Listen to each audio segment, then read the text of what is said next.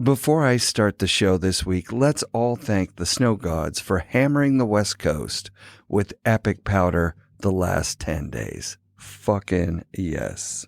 The FNRad Snowboard Podcast is presented by Skyview Campers, Never Summer's innovative take on the tiny home. Designed and built in beautiful Colorado, check out skyviewcampers.com. Wired Snowboards builds quality snowboards by hand 10 minutes away from my house. Visit wiredsnowboards.com and order one today. Fixed bindings are easy to adjust, long-lasting, high-performance bindings built to have less impact on the environment. Check out fixedbindingco.com.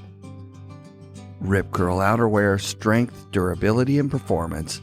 Designed to search further in the snow, head to ripcurl.com and check out the Anti-Series jacket. I can't wait to rock this thing.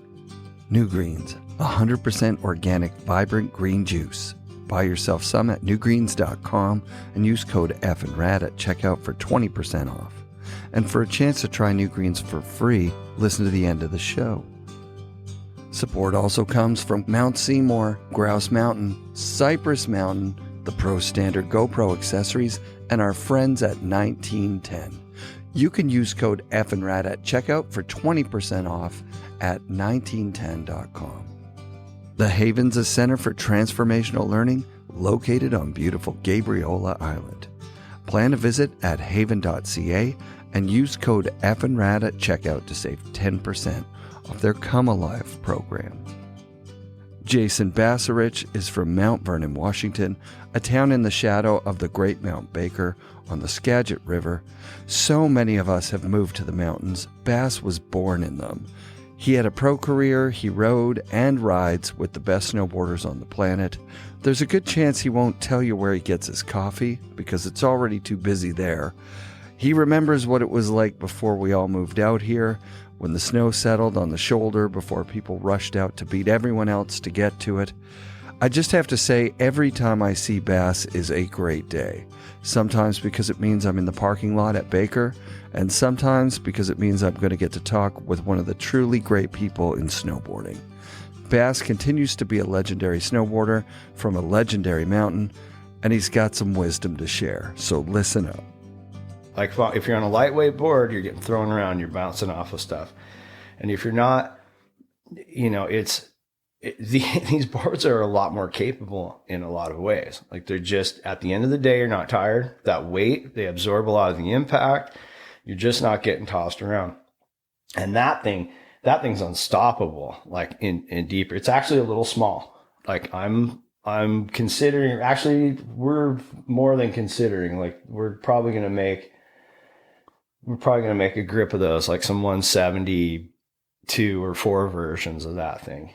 So what is that one? A 64? Yeah. So what are... Yeah, because that's a 65 beside it. It's got about the same length. Yeah. Like that one could be a lot longer because where you're actually floating from is farther back from that nose. It's amazing. The pointy nose thing was a real thing. It's a look. And then it moves to that FE, to that one. Actually, so the FEs were pointy. Well, you could dig. That's a Kidwell, right? That board originally, in '85, like that's not an exact copy. It's an inch wider. Yep. And an inch longer. And I remember those guys wishing it would float better because it wasn't quite wide enough. It could probably be another inch wider.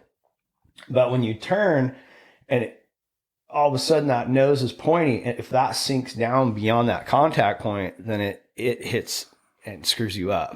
So you start getting porpoise snow peeling off the nose. And I'm just, if I weighed 5 more pounds and turned too hard, like I can bury it. But if you stay on it, I love the Tom. That's what I consider it, Tom geometry, because I've seen the original boards. There's some unfinished boards at the Vail Snow Sports Museum in the archives that Trent Bush has that actually have pencil marks, compass, like circles and and angles and all that. He must have just been smoking crazy good weed. He was dropping in on them. Yeah. And that, like, from day to day, he would ride them and then make those. And he had that analytical mind to where he's like, if I change this, like all of these old Sims boards, most of all the old boards have these big open side cuts for one big bottom turn. When you swivel on these things, you're making that happen. If you stay within the side cut, it's a giant bottom turn.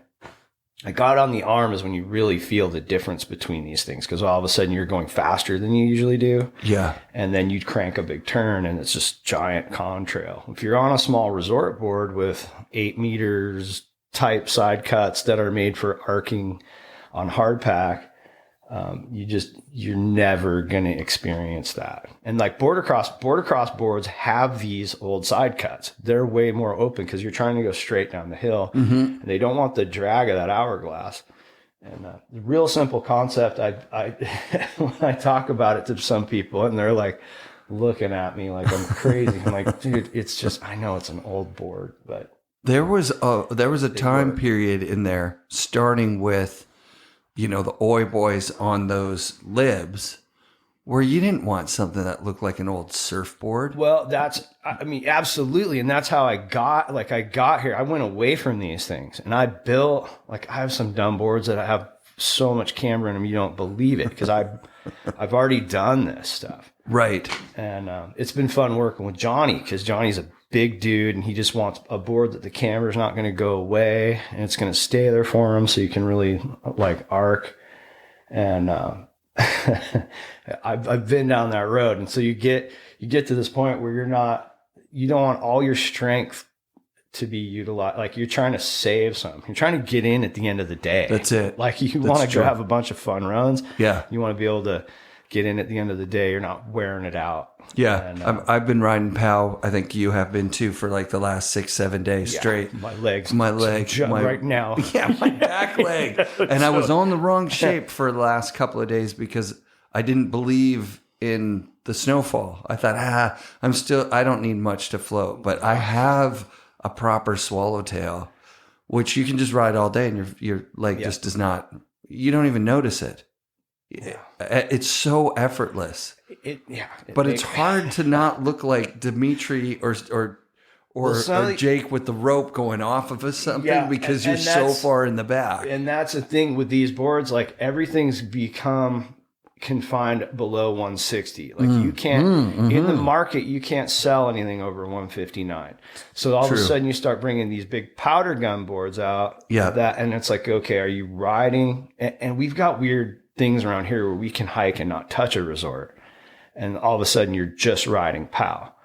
And that's why these things kind of need to get bigger again. Some of these swallowtails need to lengthen out. I mean, the dudes, those high flyers like Teal, Copeland, and Andy, we were all skate punking. Everyone's getting ready to ride these giant park jumps on these popsicle stick skateboard snowboards. Yeah. And these two dudes from Cordova are part of, they're disciples of Farmer and Tex, and they want to literally fly off the top of mountains, and they're riding on 185s. Right. And there's but those boards still had weird shape. They could have done the same thing with a 175 with a little more float on it. Right. But those dudes were literally jumping off of, they jumped off the Herman shoulder, which is a mountain, and they were jumping off of everything in the resort. They were flying. And he gave up on it, got a freaking kite thing with a motor, just started flying around. He just didn't want to land anymore.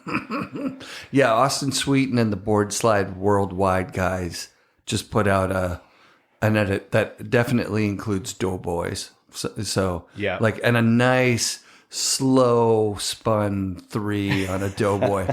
It took me 2 looks at it to be like, why does that look so weird? That board looks insane. Yeah, and those big boards have a place. Yeah. Sure. Hell yeah. They totally have. That place is Baker. I was just thinking about it, somebody put it out there. KT22 has probably the best, under the chair access of any chair anywhere. And I was like, fuck, I don't know. Chair 6, there's Baker. so many. I mean, it just depends. Like, there's so many of these places do have like those open runs. Like, there's some spots in Jackson. Jackson is in the running for sure. It's like, holy crap! Right under the gondola. Yeah. Lookers right. That whole shoulder, if that's got 4, it's nuts. Yeah, and like, you just bend. It's steeper than you think. You're going faster. It's longer. We don't have runs that long. That's true. That's true. I got halfway down that and was burned out. And like, what's going on? But the steep stuff, Baker's got it in spades. It does. Like some of the stuff that you guys ride are legit cliffs most of the year. Yeah, you can see the bottom from the top. I guess it's pretty steep. Yeah, it's sick. I guess you get used to that.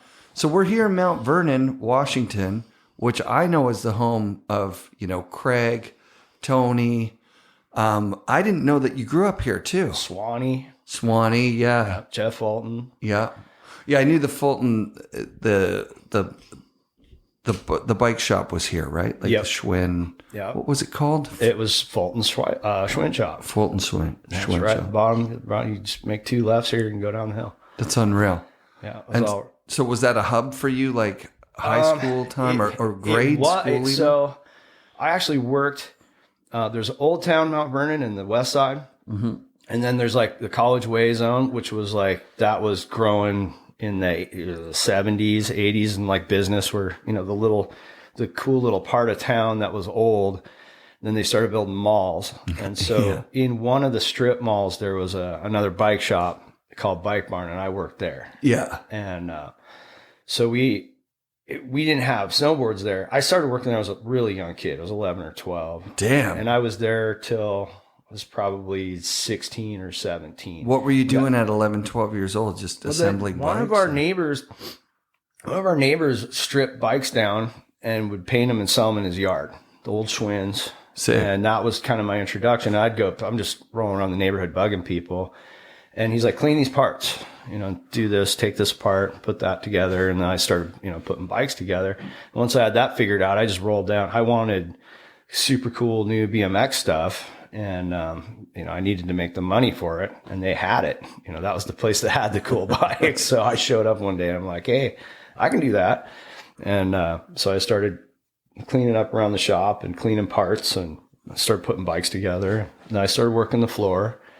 And then, we brought skate in while I was there, but we couldn't talk them into bringing in snowboards.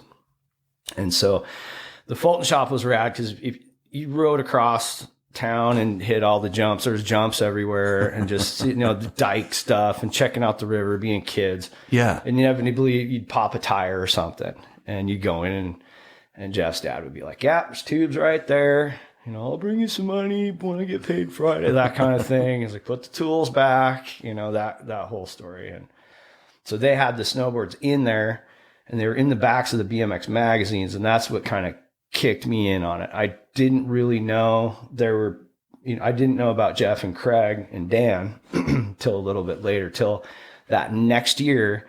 And those guys mentioned, hey, just rent the boards you didn't sell. And so we rented those boards. Yeah. And, were there Sims hooked. And Burtons, or I think there was Burtons at first, and then the Sims were shortly after it. And I bought my first board. I bought was a Burton. I think it was a 1500 or 1400 Performer. Yeah. And my buddies were just all had 1600 FEs and stuff, and they were just blowing by me. Like it was like this. I didn't ride that thing very long. Like it had to go. And it was just the length. It was the length of it. It's amazing that they were calling them 1500s, 1650s. Like they're putting the length in millimeters, which is metric, which is just bizarre. Yeah, I still don't know what they are.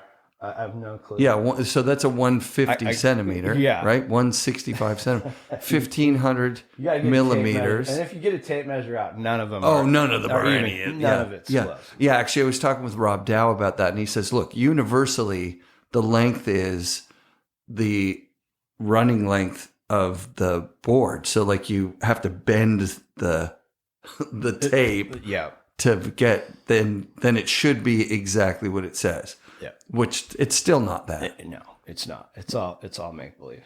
Yeah, people just make it up. I love when Mervin would do like around. Yeah. This is around 5'3". What's effective edge? Yeah. It's all pretty. It depends how effective it's. Some of these are longer than others. How much of this edge are you really using? Yeah, it's amazing. They're ground out different. Yeah, like I've got, that G and S there is like 2 inches shorter than the square tail.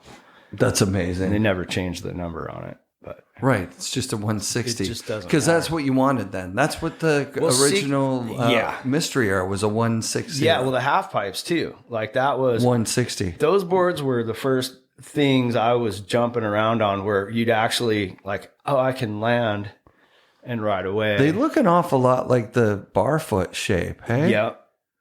Yeah, they all had. They all really. I mean, you can just start. It's funny because you start digging through these things, and your mind sees the one thing, and you realize they were all doing it. Yeah, like it's when I saw the Look Lamar, when Bert told me that they actually traced his Tony Hawk. Like he was like, I want something like this, right? But they actually traced like the shit. If you look at them side by side. It is that. That's why it didn't work either. It had the cutouts into the effective edge, but for pipe riding, it's fine. Well, there were so few people, right? And it's like you're innovating, but then if somebody's getting the edge on you, I'm giggling a little bit because that was the Baker, Big Mountains, Squaw, all that stuff. That's what made like, okay, this thing will go down this hill. Like you can actually make it down this hill on this. This is a gimmick. You're probably in trouble. Like you're having a bad day. I have all the kids and the ladies with the funny hats are going by you. Like this, you made a poor choice. If you have a metal retention sheet, you are probably not in a good place. Yeah, you're coming off of there. Like, I T-bolted my stuff immediately. Right. I was coming off. We were coming out and then trying to do that lucky stomp where you hit the holes again and your binding's back on. Ooh, I'm going to make it to the bottom. And then you try and find bigger screws and just put them in a different hole. I can close my eyes and still see like 3 instances where homies just came off their board and were just spinning through the air. And their board's like, it looks like a flasher, a salmon flasher spinning in the wind. And you're like, well, I don't want that to happen. Yeah, in the Baked movie. I had no clue. Like, I needed to go to the hardware store, but my whole life was the bike shop. So the first time I T-nutted my board, I used rat rails. And they had just that little flange on them. So I would put a washer on that little flange and those little screws. Tiny screw. That's all that was holding me in. And now another washer on top. He is trying to make a sandwich. Yeah. The biggest screwdriver possible. Yes. And then, super glue. I forgot about stripped screws too, right? Because they would just, you would melt the screw, but then you needed that one. So you'd be like, just, please tighten it. Just please. Yeah. I was looking, that one's actually ready to go. That one's got a whole set drilled in it. Yeah. Oh yeah, right. Yeah, are those helicoils or are those through the base? This one might be. No, that one's got to get popped out and drilled out. Yeah. But somebody did that, like to switch it to 4-bolt. Yeah, and that's an interesting way to do it. They're like, okay, that's how we're doing it. It's in the right spot. Yeah. But, it's utilizing 2 of the existing, like the leash. Something. Part of what we would do too is we'd overhang. Yeah. Use a couple of the helicoils and then add a couple. That's it. Yeah. And then you were good to go. Yeah, I remember looking at people's boards sometimes. Their binding would be in the wackiest spot. Yeah. Because you're just trying to catch. Well, people were trying to figure out where the hell, am I straight across? Yeah. What do I want to do? Straight across on the front foot, a little forward angle on the back. The super duck kicked in, and it was like, whoa. Now we're all older, and people are like, okay, whose knees survived? Like Truth. That's the test. Well, I've said it before on the show. Blaze Rosenthal argues, and he probably will to the death, that Jamie's method was better when he was posy, Oh yeah. because you kick out your foot different. Yeah. You kick out like a Euro. You kick out like Nicholas Mueller or Terrier. As soon as you go duck foot, downhill. you don't have now you're fighting your back leg. There you go. Yeah. Yeah, that's a good observation. Yeah, I'm in his it's camp legit. on that, Yeah, for sure. I mean, what makes it look like that? Yeah. Well, when you think of the iconic Jamie shots, they're old and posy. Yeah. He's posy. That whole crew held on to posy for a long time. There was five Jamie Lynns. Yes. There was good point. And like he, in a lot of regards, he survived. Like he just was tough. His genetics. He's thick. Dude, like, yeah, the impacts, like those guys were like, dude, ice. Why do you guys ride like the late rival? Because the jumps are too slow. The jumps are that soft. They're too slow.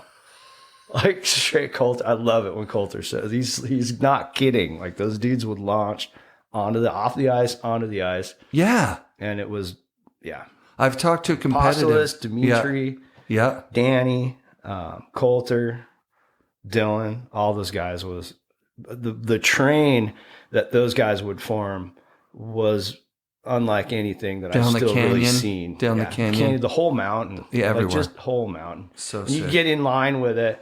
The dudes are like, they're 10 feet above you, then they're 10 feet below you, tumbling across the ground. And then there's two more. Like there was no etiquette for when you went. There was no spatial awareness. It was just like, okay, we're whirling. No one's bleeding. Yeah. Well, dog pile, get up. Just knuckle drag, get going again. I remember chair one year was just cliff drops, like that one ridge, like just racing to try and get the fresh cliff drops and the pockets and everybody looking for like like you want to hit it a bunch of times so you know where it is. Yeah. Like I remember, I think Farmer was around that year. The mountain, it's just when you're older and you start, I'm not big on going, the mountain was so much better. Like the other day, it was deep. That was the most unconsolidated snow I've ever seen in my life. Yeah. And so I was cruising around, just cutting corners and looking at the places I would want to go and what I was going to do. And I got myself into a couple of spots where it's like, if I lose my speed right now, I'm walking forever. Like, I am so screwed. And in the place I'm at, that shouldn't be a factor. So there's all these young people, and they're like, oh, you've been around a long time. This probably was deeper back. I'm like, no, this is like, to get this much snow in this kind of a storm, like really have your head on a swivel. This is nuts. Like be careful. Let's talk early days, Baker. Like, was it open 7 days a week? No, it was open. I think they were open Fridays and some Mondays. So it was Friday, Saturday, Sunday. And then they started with some Mondays, and what was a pass worth? Oh, dude, it wasn't more than it was like 180. Well, I think that's what I have the first. Maybe I think I bought my first pass. I didn't get one in grade school. My first pass I got in middle school, and I think they were $150 or something. And that's a lot of money for that time. Oh though. yeah. Like that was a big deal. None of us had any money to do. I mean, this was expensive in that same kind of way, but all the other costs. I mean, right now it's more. I don't know what the dollar's worth compared to $1 in 1983, but right. It was easier to do. It was easier to hitchhike. Yeah. It was easier to do. Yeah. And there was no powder panic because there was no such thing. There was no such thing as a powder panic. The skiers couldn't even ski powder. No. So, they were on twigs. Their skis were that wide. It was. Yeah. But even like, so what was the mode? Were you coming up and just hitting jumps? It was air off of everything. Yeah. And everything set up different. I mean, that's the part that now I'm going to go against what I just said. Sure, but sure. the part of the mountain that was better is like the people that were hitting those jumps, hit those jumps kind of in the line that you'd want to hit it in. Like what the canyon shaped into was absolutely phenomenal. Oh, cool. Because it would take a long time for the skiers to get moguls in there. It was just traverse lines to hit after hit after hit after hit. And you could just go higher up the walls, and you could get up. The lines were so high up on there. A lot of those little side drops that are there, you could ride up into them. Like you didn't have to come from the canyon. Wow. You could actually ride up into them and then use those, and their spine transfers and that kind of stuff. So I missed that. How fun. Yeah. But it's like, you're not going to organize how many people are there now. Yeah, it's too many people. Yeah, that's it. So we moved here in 93, and my buddy had a pass here that, you know, if he wasn't using it, I would borrow it and then come down and ride Baker. But we were running under 4. That was the hit run under 4 was our go-to. If you went down the chute, like the chute would last, the whole chute, and that Austin side would last the whole weekend. Yeah, totally. Like you couldn't ride it out of shape. Like you'd put lines down it, but it wasn't annihilated. And you're like, oh, let's go hit sticky trees tomorrow. Right. Like you'd get in all the lines, and it was, a utopia that you would never think of. Yeah, that's why when you were talking today about, because I'm like, I don't remember having any kind of avalanche awareness before, I don't know, before they really put in the gate at the top of Hemi. Or at the bottom of Hemispheres. It was like, well, you just kind of went. But you were saying that basically nobody rode Storm Slab out of bounds because there's so much stuff inbounds. It kept us out of there. You wouldn't bother. No, the reality was there was so much good stuff inbounds. It kept you out of there. And when we got older and were able to actually kind of see what was going on, like our ski patrol was phenomenal. And they put all the cuts they made, because they weren't blowing stuff up all over the place. Like they were mostly ski cutting that. And it was just a really good hardcore group of people that knew what they were doing. Right. And they cut all those aspects, and they cut all the features to where if you snaked in those lines and you deviated, you immediately, the mountain reprimanded you. Like you got a good visual representation, but you were usually in a spot to where it was like, okay, if I'm here, this is why they're here. And when you start getting out into this, that's going to happen. Like, so you'd go into Dolphy's, and I'd slingshot out of their track and go up high, knowing that was going to come with me. Yeah. But you'd cut the amount that you want. You did baby steps. Totally. We really had this baby steps to Avalanche 101. But as far as like beacons and stuff, and I didn't really get checked out on that. It's terrible to say, but until I started, doing cat trips and heli trips. Yeah. And that whole alpine world kind of kicked in. Yeah. But that makes sense. What about early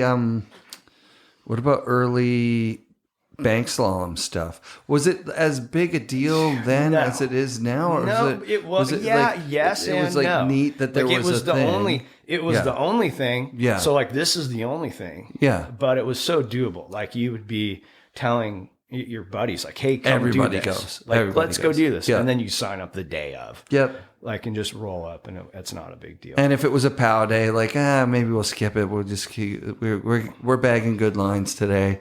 We were just far enough down in the lineup of like people being serious about it, and the racer guys that were like, oh, this is our world. We train. I've got my own ski area, and I'm gonna switch from ski racing to this and dominate the sport. Those guys existed kind of from day one. So that was interesting to all of a sudden be into this world where there's some people are serious about this already. Right. And we're still screwing around, but it's like you could see that it's a thing. And it was a gathering of like all the people from Tahoe and people coming out that are trying to. Yeah, and the racer mentality thing was rad, but still, like, it didn't matter what your mentality was on what you were doing with snowboarding. If you saw other snowboardings, you still gravitated. Like, you just went for them. Like, hey, how's it going? Who are you guys? Where are you from? Still early, right. That was because the bank slalom goes from 85. Like, it's early. Yeah. It's super early. God, I don't know. I don't think I did one until 87. Yeah, that makes sense. Because the first one were 15, 20 people. It wasn't a ton of dudes. We were kids. We knew those guys were doing that there, but it was like we didn't know. Yeah. Like what are those guys doing? I've been snowboarding for like 3 days. Hey, there's a race. And there's people that did that. Yeah, like people that snowboarded for 3 days and entered a contest. And just go in it. Yeah. Yeah. That was a thing. Or 4 days. And did you feel at what point do you feel some sort of ownership for Baker as like, hey, I'm from this place, or hey, this is my place? We're going here. It's kind of, pretty quick. Yeah. Because, I mean, it wasn't so much about like, this is this is the thing. Mm-hmm. Because that mountain is visible from everywhere in this town. And BMX and skateboarding, doing that here, it rains all the time. Mm. And so we had, a lot of times when I was doing BMX freestyle stuff, I'm looking for dry places, and I'm like literally got my bike covered up and I'm carrying my bike across town to go to the awning at the mall that's covered so I can practice somewhere dry. Right. Your brakes don't work when it's wet. Right. You can't skate. And then the snowboarding thing kicked in. And it's like, you can do this all the time. Mm. Like you can ride in the rain. There's a powder day. It's a sunny day. It's corn snow. Like it's all these different things, but it's still doable. Right. So I think that kind of chased me away from the other stuff. It's like, this is, don't fight it. This is what you do. And then being there all the time and then, having people and then the skiers, like the skier battle thing with those guys, not really wanting you there. Yeah. And then their commentary. I heard like beer cans being whipped at you guys and stuff from the lifts.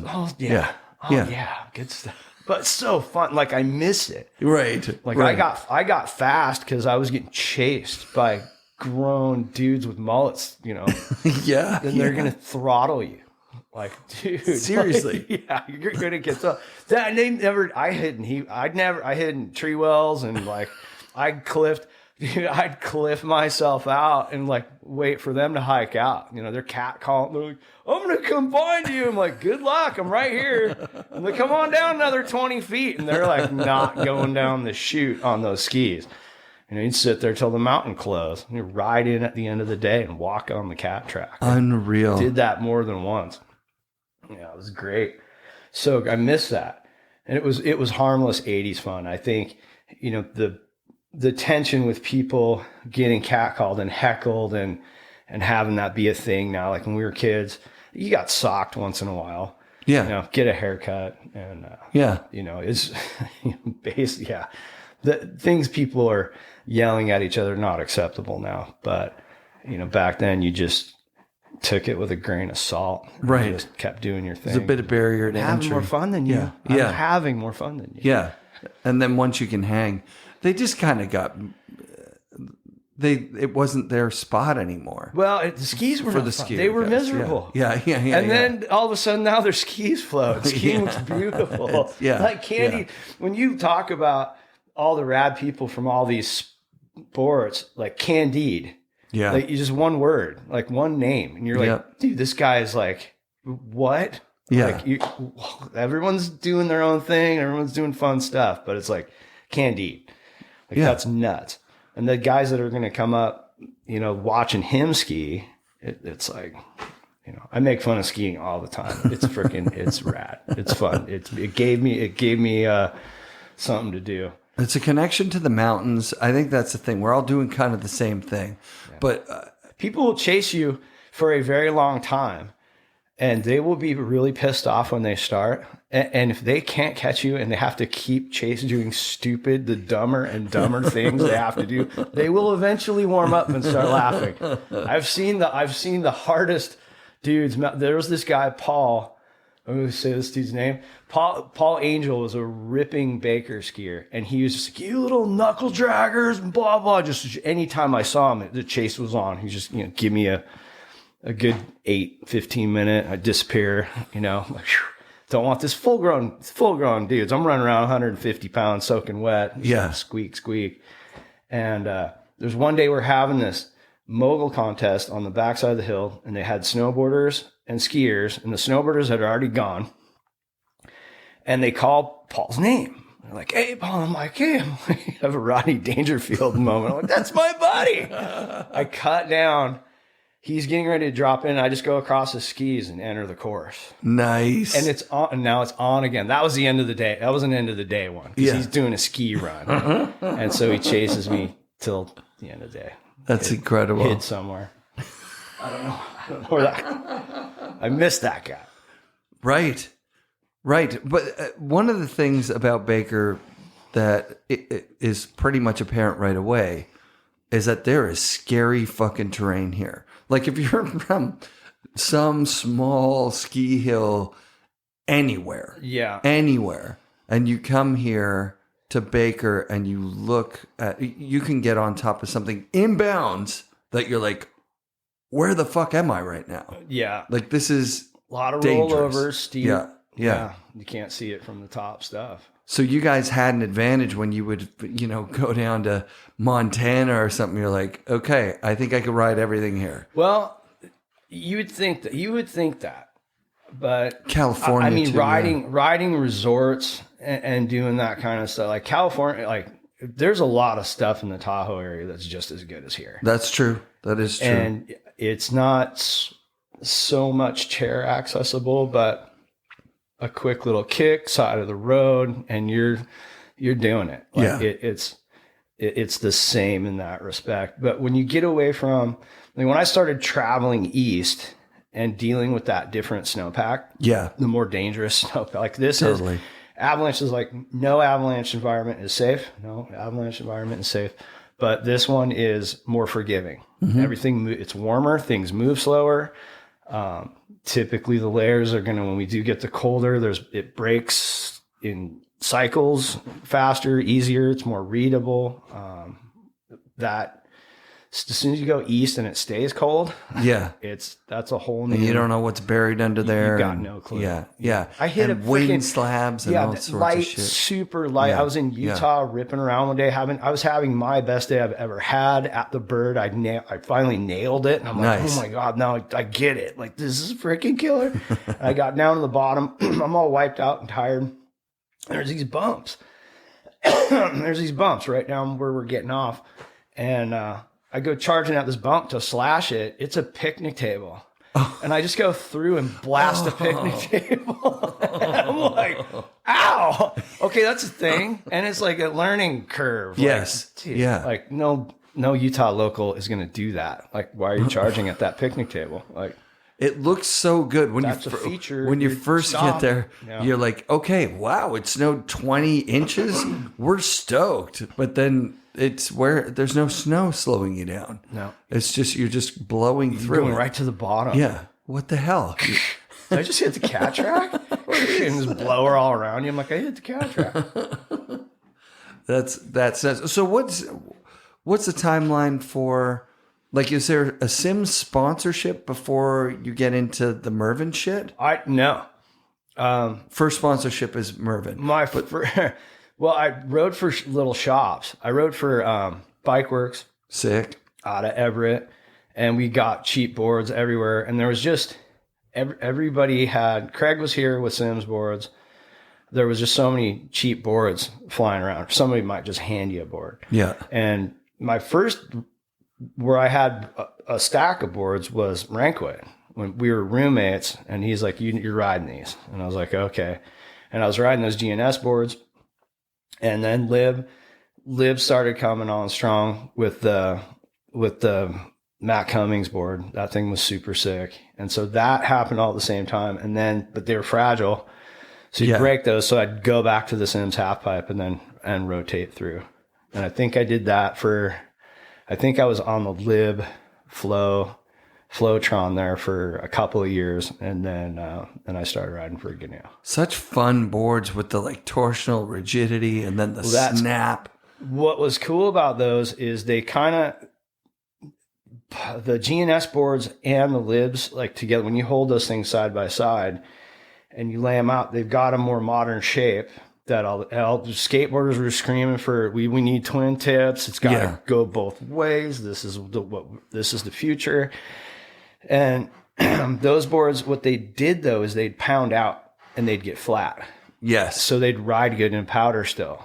And then the camber, I think absolutely what kind of set us back a little bit was camber being for powder and everything instead of just for, it's a sick park, you know, this, you want it for park and resort. And when you start getting back in the deep stuff, then you want them to be flat. You know, people are cringing right now, but camber's awesome. Camber has its place, but on a paddleboard, not so much. And I think the love that people feel for those old GNS boards and the Sims boards and the old libs, especially the art tops, and that epoxy just would break down and it would be flat as a Totally pancake. flat. Yeah. Totally flat. Yeah. And people like, I hope like 3 guys are listening to that right and going, okay, maybe you're finally right. Because we're arguing. We're old and we have our little arguments. It's true. My God. You're gonna win. The things I'm with never the gonna mustache stop. camber and don't ride this kind of board. Don't do That's why I that. started making boards again. It's because I couldn't. When a few companies started making a little bit of reverse, it was really fun, and then it got crazy. Yeah. And then it was just crinkle It was fry, everything. Yeah. death. And I put a couple boards under me, and I absolutely just got worked for no reason. I mean, Right. I don't need a reason to crash already. If my board's working against me, Right. come on. Like, and so that was my motivation to actually start making a few boards. Yeah. So the lib years because Palladini basically said he chose you and Jamie for Snowboarder when he was the editor. He's like, we need a couple Pacific Northwestern guys that haven't ever left fucking Baker, and we're going to put them in fucking Europe or something. We're going to Verbier. Yeah. From Mount Vernon to Verbier. And it was just like he had the vision of it. He picked you guys down in Vegas, or like, hey, where would you like to go? That was absolutely an unreal trip. Yeah, and it was exactly that. Like Bud Fawcett's on that trip too, right? Is Yep. he shooting photos? Jesus, what a dream team! Vieni Tissue. Oh, yeah, nice. that was a lot of fun. Yeah, We got there. There was a young rider that was going to be kind of our concierge around the hill, and we got to top of Mount Fort, and we looked over the backside, and we're just like, we're going down there. And that young kid was like, no. And we're like, no, that's where we're going. See you later. What do we do? He's like, that's Italy. You're leaving the country. And but he's saying this, like, don't go. And we're seeing like, people on tele skis and kind of heading down there with their backpacks. We don't know they've got food and water. Oh God! Wow. But that's who's going back there. There's this mountaineering aspect, and we had just come up this endless gondolas and chairlifts to get up to the top of Mount Fort there, and it was just tree runs. It looked rad, but it was going to just be like little kickers and stuff, and that was a run, and it took us all day. And I think we took cabs. That's been a long time now, but I think we ended up showing our passports at somewhere, and there's restaurants and a dam and tunnels, and it was dark when we got back, and that the kid did not go with us. Right, of course. He's like, I can't go there. I don't have my passport or whatever. I'm not going that way. My dad said, don't leave the country or whatever. Yeah, it was phenomenal. Oh, dude, that's awesome. And so that kicks off a few years. Your first board with GNU, the bass, the fish was drawn by Jamie. I only found that out a few years back. Yeah, that was so the first couple of years it was 63s. It was like old shit, a 63 and a 72. Yeah. And then when it went to pretty much all those short boards were out of Jamie's press, like all the MCs, everything. Because Jamie was selling so many boards, they kind of just were like, squeeze them into this size range. And it was like 54 or 56. Oh, yeah, I remember. Yeah. Is what sold. Yeah. And I tried to ride them for a minute. And, I could ride them at camp in the summertime. They're great little pipe boards and stuff, but I couldn't ride them in deep stuff. Like they're just too short. Yeah. And I started getting heavier, and I was like, I'm really wanting this 62s. And so I had a 70 for it kind of carried through. Yeah. It's like the Doughboys and those kind of shapes, like that was the big GNU of that group of boards. And, but they couldn't, this is a hard one. It's still a hard one to make boards for full size dudes, because you got to designate that part of your line. It's a different cartridge, and it's like the other brand within a lot of different companies. That's true. I think big boards are kicking in now, because snowboarders are getting smaller and smaller and smaller. Sure. And then your big guys are kind of anomalies. Like, and here, like my buddies are loggers and fishermen, they're full size dudes, and you can't ride the cool new little thing. That's not a thing.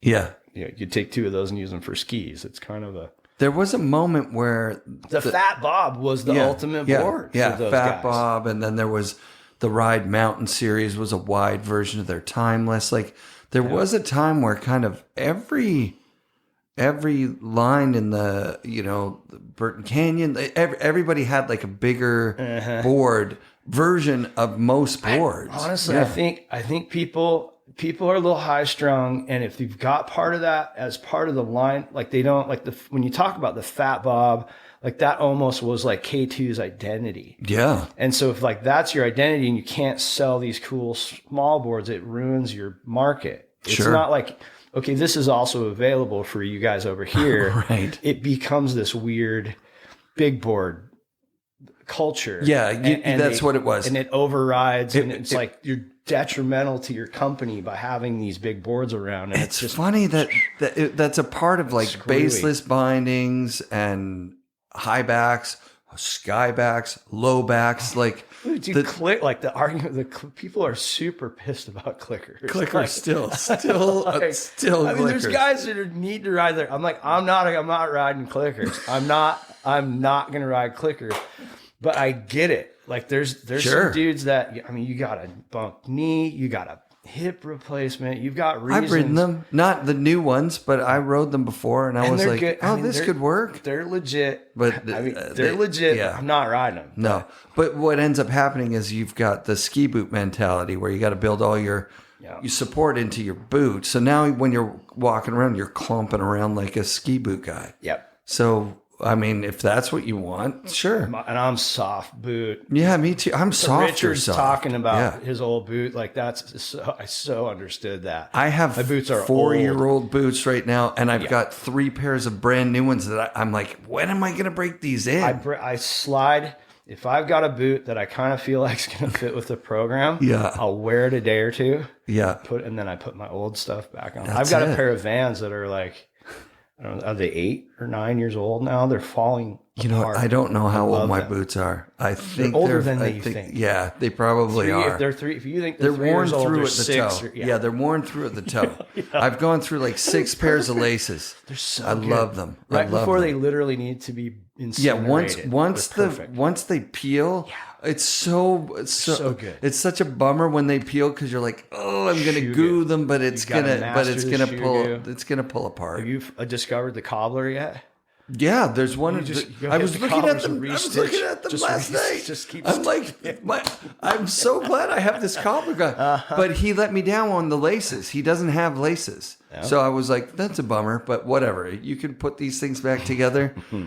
Like I can tickle my foot through the bottom. I've worn out that rubber. I love them. New Superfeet. I change the Superfeet out every couple years. Yeah, me too. Same. Yeah, Intuition liners for me, that's a Vancouver staple. Yeah. Those things can just keep your boots going forever. Just forever and ever and ever. Yeah. But yeah, it's really I would rather ride a brand new board, binding setup, new coat, gloves, anything. That's fine. Just don't fuck with my boots. I need those. I can't ride with brand new boots. They hurt. Yeah. Yeah, they don't work. And you can't grab your board. You lose your grasp for like 3 years. Grabbing, you can't reach down to unbuckle. Yeah. Like, you're fighting the boots. You start getting shinners. Yeah, it's crazy. It's crazy. When they started putting those metal ratchet gizmos in there, I was just like, no. You know what? I got hooked on a couple of pairs of soft. Ride had a really nice boot with the ratchets, and when I was hooked on them, I was like, this isn't going to end well. The narrow foot people, Yeah. those are epic. Yeah. And like kids too. the For girls, kids boot, are the good. girl Yeah. K2, and there was another. What was the other brand that were super sick? I know the ride ones were People great. with those, and they're rad. 32 had some good ratchet stuff going too. And once, you know, you can do ratchet and lace. I pull the laces, I tie the bow. They can stay on all day. Oh yeah, my inner liners, I don't even usually do them. I don't have I them. get the line out of the way. I put my outer lace through the inner thing, and it pulls so nice around the tongue. I wrap mine around my foot. I usually tie my boot to where it starts to go up. Yep. I tie it around in a circle there. I don't lace up the upper part. You of don't my even boot. bother. Yeah. If I'm riding snow, that's too hard. If I can hear it, I don't go near it. Like if I'm not turning on ice.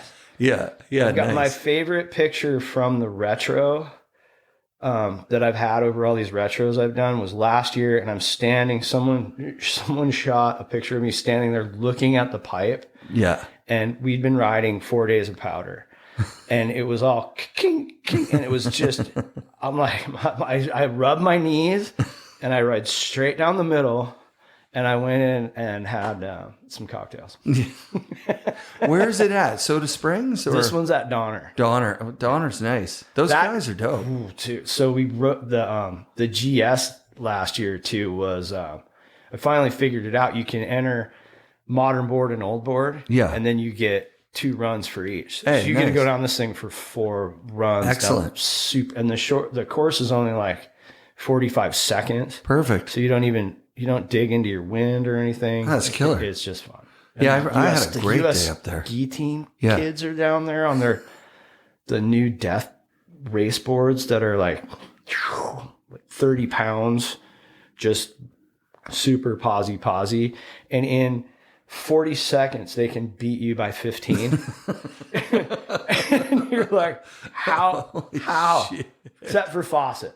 Yeah, I can't beat Fawcett Fawcett. Fawcett can hang. Fawcett But it's can hang. like, it's pretty impressive just watching that world. Well, you and Fulton are driving down there. I even looked how long of a drive it is. About 12 hours or something. Yeah, it's not terrible. If I can hop in with you guys, and I'm in, dude. This is, I've been meaning to go for years, but it's hard to show up just by yourself as one guy going like, "Hey, I want to interview everybody." And, You can't. This is pretty easy. Actually, it'd be easy. that crowd. This is that crowd. Yeah, these are the guys. That they really know how to live down there. They've kind of that whole scene, that whole culture, that whole group of people that help create all of this. They just really, it's just a neat thing to see. Like people come from way out of town and just kind of see what's going on in that area. Because the area itself just has all the history to it, and you start looking around and you're seeing things that you already seen in videos and clips, and then the local young people that are tearing it up there. You're immersed for sure. And then and they know how to have fun. You know, the band, the Hatchets band is just God, Fortress is the best. dude, it's so good. It's really good. The drum, it's out of control. I love it. Yeah, I've been meaning to go, but it just I think it's at the end of March, right? There's other stuff. This year, that's going it's on, usually the weekend before. This year, they're pushing it back because there's a thing that they're doing in Stratton now too. Oh yeah, the that was it, the homesick thing. Yeah, and so many people are going that to that looks sick too. Holy jeez. Yeah, that looks a little smaller pipe. Yeah, the old guy pipe. Yeah, I mean, I want to do an old guy pipe series, just where it's like 12-foot pipe everywhere, even 10-foot. Summer. I haven't. I took off late. It was about 7 or 8 years ago, and I went to Timberline for the first time forever. Oh, it's so fun! And went and rode slushy super pipe. Yeah, and I was just. I mean, that's all I did. I just hiked it all day. Like I didn't run. Pipe is like it really taught people how to do everything else, like training in pipe, like 6 hits and then hike up, 6 hits and hike up, 6 hits and hike up. Good pace too. Yeah. Yeah, it's nice. It actually is a good It's pace. a good pace. It's a fun way to Nice spend. and Fun way you to know, spend the day. Yeah, your You legs feel like get you strong. did something. You're Totally. if you don't stack too bad, you're doing pretty good. Did you coach down at Timberline back in the? I never coached early at days? Timberline. Wow. We were always there. We do. Probably do like 6 or 8 days straight, and then leave from there. And then I'd go to Whistler. I'd go to Kelly's camp. Yeah. And I think I was a camper 1 or 2 years, and then I started coaching there. Sick. But coaching there was just like, you're back in the era of coaching. Like this is like that few years ago when I went to Timberline 7, whatever it was, there's like private coaches working on very specific tricks. Totally. Like this, it was really intense. This was mostly like just introducing people to pipe riding, and then, younger people. Like what helped me there the most was like Noah Brandon and Jason Brown were my roommates. I'm a Baker rider and I can do a bunch of tricks, but I've never really transferred that to pipe. And so those guys both helped me, transfer my tricks into the pipe, and added stuff that I didn't ever think I would be doing. Sick. And I'm like in my late 20s, I don't think I was there in my late, it was all late 20s. I think my last year there was 28, 29. But learning, like actually getting confident in pipe and having all these young, because Michael Chuck, Al Clark is still killing it. We've got, Morissette, and there's just a lot of rad Canadian riders that are a little bit younger that have had these pipes that were, really doing this stuff. Yeah, they came out of Alberta. COP had like perfect pipes. So yeah. they were shredding. Kevin Young. Oh yeah. Just shredding. KY. Yeah. Unbelievable. Just shredding. Smoothness, and there's something Michael really Chuck. Michael Huck. Yeah, Michael yeah, Chuck. that was nuts. He was out of control. That's two opposite ends of the spectrum. Like Kevin Young, just like flowy the whole way. Michael Chuck, just like, what are we seeing? Yeah, like how is he going that big? Yeah, changed it up a little bit. Like that was, that's what we're seeing now. Is like these out of big control off axis every jump, and coming into the backcountry, like stuff that's so big that it's gone back to like Sean Farmer big and Damien big, but now they're spinning and then coming out of the spin and still having like another 20 feet to go before they hit. They need bigger boards. They need bigger boards. They need bigger boards. Bigger boards. Yeah, when you think about like that Steve Graham make in Snowboarders in Exile, Damien and him go off and Steve lands it, like that's got to be 50 feet. It's got to be 40, 50 feet or something. Yeah, dude. Steve was going as big as anyone in that era. Oh, like, yeah. Is this in a lot of this era? Like that in this era, right? In this era, his age and his fitness, like just how jacked up he is, how ready to go, like just the hype. Like he's just so hyped. It's so rad. Yeah, like he's still that dude. Yeah, I was a Damien guy. My best friend Chris was a Graham guy. Like Steve Graham was his guy, and we would wear the headbands and the whole thing. That all came from watching those guys just ripping. Back in the era where there was hard boots and stuff, I was the worst. I was me and Mike were, I was right behind him in the heckle category. I think he's got a bachelor's. I'm still working on mine. Yeah. But the hard boot thing was just like, it had to tie to skiing. And then that whole flip factor when you're trying, like, no, don't make it look like this. And now when you go back, like when I look at it now, and then getting to meet all these guys too, and like, dude, what's your issue? Because they're nice people, yeah. Oh, dude, it's so good. Tom Burt and friggin' Dana. Exactly like that. Like Burt, like I never even understood what Burt was riding down. Like, oh my God. The stuff that dude was standing up, I start seeing it, and I'm like, it's hard to, and he's so tall, and he was so freaking smooth and The making it look smoothness. so effortless. Yeah. And you start to see those zones, and you're like, holy shit. I remember dude. asking him sometime, like, is this you? And he's watching. He goes, well, like I just did like 5 turns. I would have done 1. Right. But he wasn't being arrogant. He was just going. That's the way I would He have done looked at it. He goes, I would never turn 5 times on that. Yeah. It's one and done. But he was doing that on skis when he was like a little kid, right? And that I was getting at is that whole ski thing, like we literally were battling skiers. Right. And so there's this whole forefront, like, don't make snowboarding look like skiing. Right. And then you realize later, it doesn't. Like, I didn't make fun of backflips till I learned how to do them. Right. Like, right. I'm that guy. Like, Yeah. I'm going to go, okay, I can do this now too. Yeah. Look, It sucks. yay, Yeah. I do the backflip. Like, you know, and I'm still, that kind of slid out. Like, I still kind of like that a little bit. Yeah. But, Yeah. Maybe just a little bit.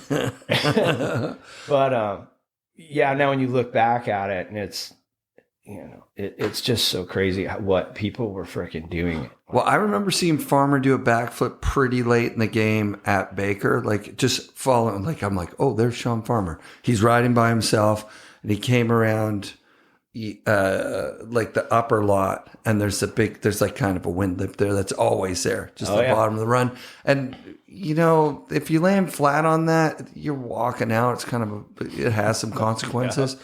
And we're following Farmer, and he just threw one of his like pounding arms out, backflip things, and brings it around and lands and rides away. And I remember being like, it was late in the game for that to be a thing. Like, Farmer's still doing backflips, but it was impressive at the same time. You know what I mean? It was like, ah, fuck. Well, yeah, like who's still doing this stuff? Like, right. And it's like the whole cycle of what's cool. Yeah. And like you figure out none of it's cool and it's all cool. Like, that's it. There was nothing that was cool. It was cool people. Whatever they were doing was fucking cool. Yeah. It's just, because like when I see all the tricks that are happening now, like the crazy, when you take the X Games and it's just 6 rotations. And it's like, okay, but they need to do that. Yeah. Like that's like a lot of older guys are like, just do a method. And like these kids that have keyed in, like these super rad kids that have keyed in, like, okay, I'm going to do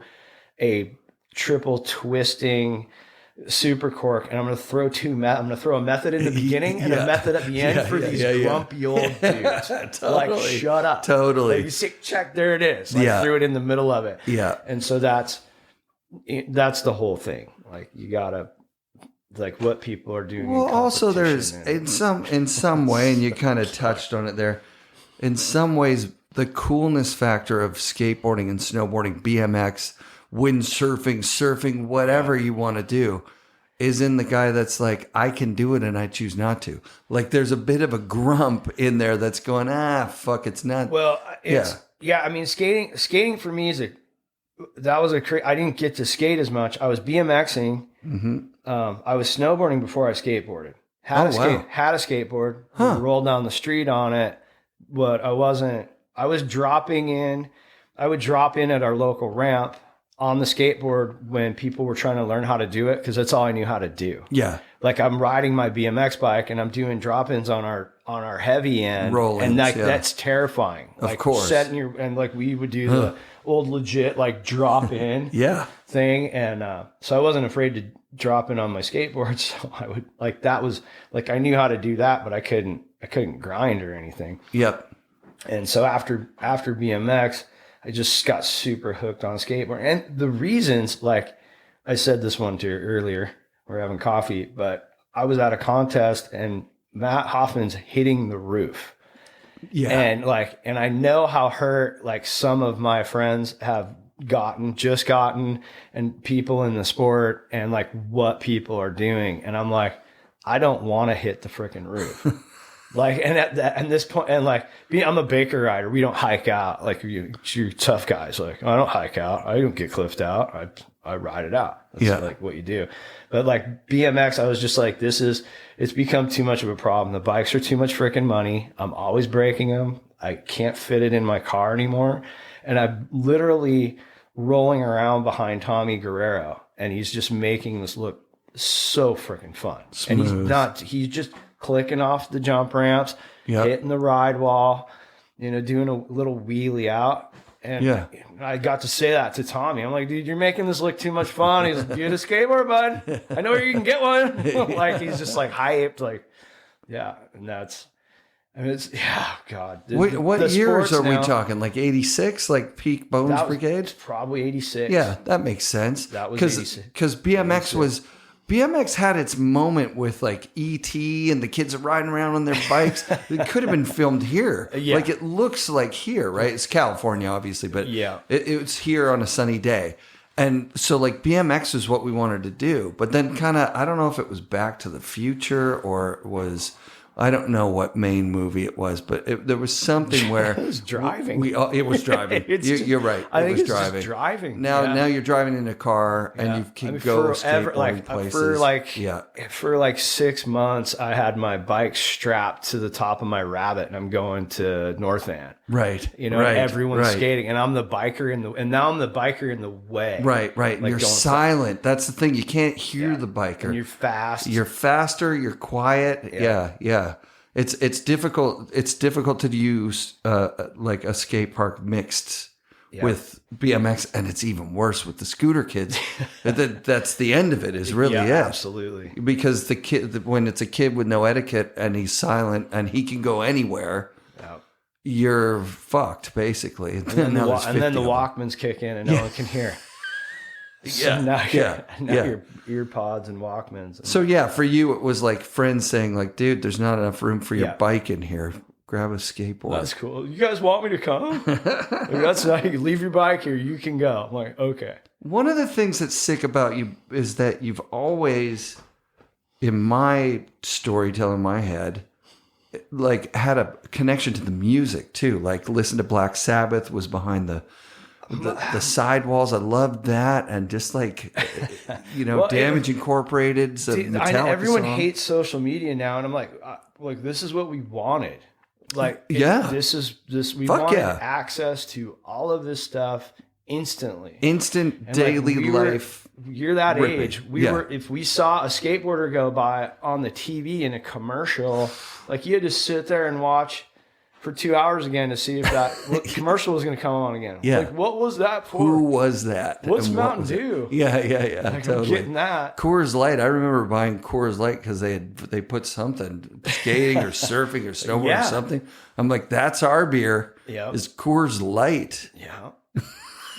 It's that simple. I was working in shops because that's where the music. That's where the music was. Yeah. Like, we'd go, like Fallout existed in Seattle and they had all the punk stuff and skateboards and they sold it all right there together. Sick. And we're like, whoa, this is crazy. Sessions was like that too, right? Joel was his music. Warehouse, the tapes and CDs and everything in the back it was out of control. That's rad. All the Dead Kennedys, everything was right there. And a lot of those bands are from right there. Right there. Yeah. So it's like the stuff, the old screen presses with the spray paint and it all came out of one place. Like it was there. And the people that did it were coming through there as well.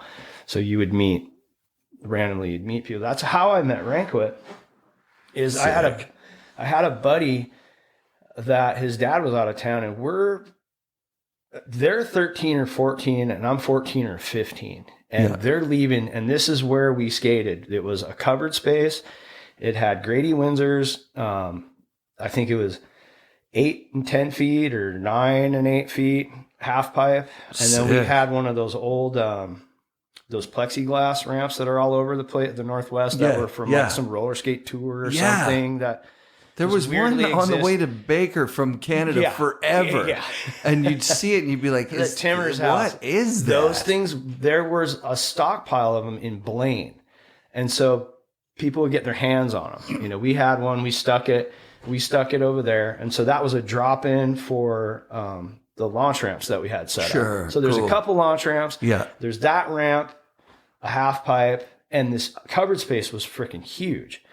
So these guys, my buddies, folks go on vacation and we're like, let's have a skate jam. And we're little brother age. Yeah. Like, and there's all these hash, there's Craig and Jeff's generation are running around and they know this music scene. They know the skate scene better than us. We're just kids, basically. And so we start kicking the tires on this, like, oh, we're going to have a skate jam. And then somebody's brother's like, well, we'll bring our band. And like, now there's 3 bands. And I'm running. I think it was the summer where I was going to be a freshman. Like, I'm going to be a freshman. And the high school's right by my house. So I make flyers. And I start printing them in the office. You just did things like that. Sure. You're a little hash kid. You're like, what are you doing? Project thing, don't worry about it. Like 200 copies. I don't know how many copies I made, 50 or 100. And then we kept going and doing that in other places. And like these girls, I couldn't remember who had driven me. And this friend that I've been staying with in Alaska, she's like, oh, I drove you to Fallout. And I'm like, okay. So then we dropped off flyers there. Wow. And then more kids made more copies and took them. We met people from Oregon. We're like, take these down to Oregon with you, down to your local skate shop and hang them up. Same thing. Like these things made it up into Canada. Holy shit. So I think we probably started that a Monday or, the week before. Yeah. So a week later, we're having this rad skate jam. Rager. And it's like people are really showing up, and we're thrown by 14 and 13-year-old kids. Yeah. It's amazing. And we're like, okay, this is cool. And then it starts going, okay, this is too cool. Okay, now the bands are playing, and there's a sea of people, and there's skinheads on the roof, and there's parking all up and down this little country road, and it's gotten totally out of hand. And I'm standing on the ramp, and I meet Mike, and he's like, well, this is sick. And he's got the same voice when he's 15. and I'm like, and he's like, I ride at Baker and stuff, Craig and blah, blah, blah. And I'm like, oh, those guys. I'm like, yeah, he was talking to me about, like, I knew who this dude is as a BMX racer, and I know he snowboards a little bit, but I don't know how far that goes. But he's filling me in on a little bit. And he's like, yeah, you'll have to come skate my ramp someday. And I was like, right, or come to Seattle. I don't even know if he had a ramp yet. But it's like that. I think at 15 he did, yeah. I vividly remember meeting him on that ramp. And then shortly after that, there's just people, the green drum set, collision, chaos. I wish I knew all these bands' names still. There's people know, but it was freaking killer. The cops show, and years later, I find out about the police version of this story. Right. The cops show up, and a small little county sheriff force at this time. Maybe, I don't know, it's a couple of city cops, but there's like maybe 4 or 5 of these guys. Yeah. And they're like, you guys got to shut this down. You got to go. I don't know. There's 300 people. I don't know how many people are there. There's a lot of people. And I'm going, oh shit, cops are here. We're all screwed. We're all going to get in big trouble. And the band's like, you guys got to go. Sorry, guys. This is our party tonight. The bands kick out the skaters. Good night to the police. Oh, to the police. It's time for you guys. We've heard what you have to say. That's wonderful. Time for you guys to go. Whole party's chanting, time to go home. To the police. Yeah, they got to go. Oh, years and years later, I'm at a little kitschy thing, and I'm sitting there talking, and this girl's like, oh, you're from Mount Vernon? My dad he started with the Mount Vernon police department, and on his rookie night, they're like, hey, we're going to go bust up a party. This, just simple thing, bunch of kids well, music's too loud, we're going to go shut this down. And he showed up to this, and those guys were like, what, like freaks, just straight up people with mohawks, skinheads, the Navy base. Back in that day, all the Navy dudes from all over the country went to all these shows. Wow. And it was the skinheads. It was Whidbey Island. It just was in effect. And they were rad because they kind of regulate. Yeah. Like they're a little more grown up. They're a little more put together. Sometimes they'd be out of hand. Sometimes they were like the saving grace. But I think in that instance, they were like, yeah, we've got this, but you guys do have to go. Like, we're very, very sorry. You have to leave. That's, what a day for a cop. Hey? So this girl's filling me in on it. And then she's like, yeah, he worked for the state patrol. there's a little yellow car in that town that none of these guys could ever catch. That's your car? That was my car. I'm like, that's great. I'm sitting there going, geez, this actually went a little farther than I thought it did. That's incredible that you, at that young age, have a successful festival, essentially, an impromptu skate jam. Yeah, fest. We had no clue like what you could. Well, that was. I think me and a couple buddies right at that point just kind of realized we could affect our environment. In a positive or negative way. Right, like, we gotta be careful a little bit. Were you guys going to shows at that point? Like, are you like the Hatchets and you've got like old Judas Priest tickets and original Metallica mostly stuff? Mostly Natasha's and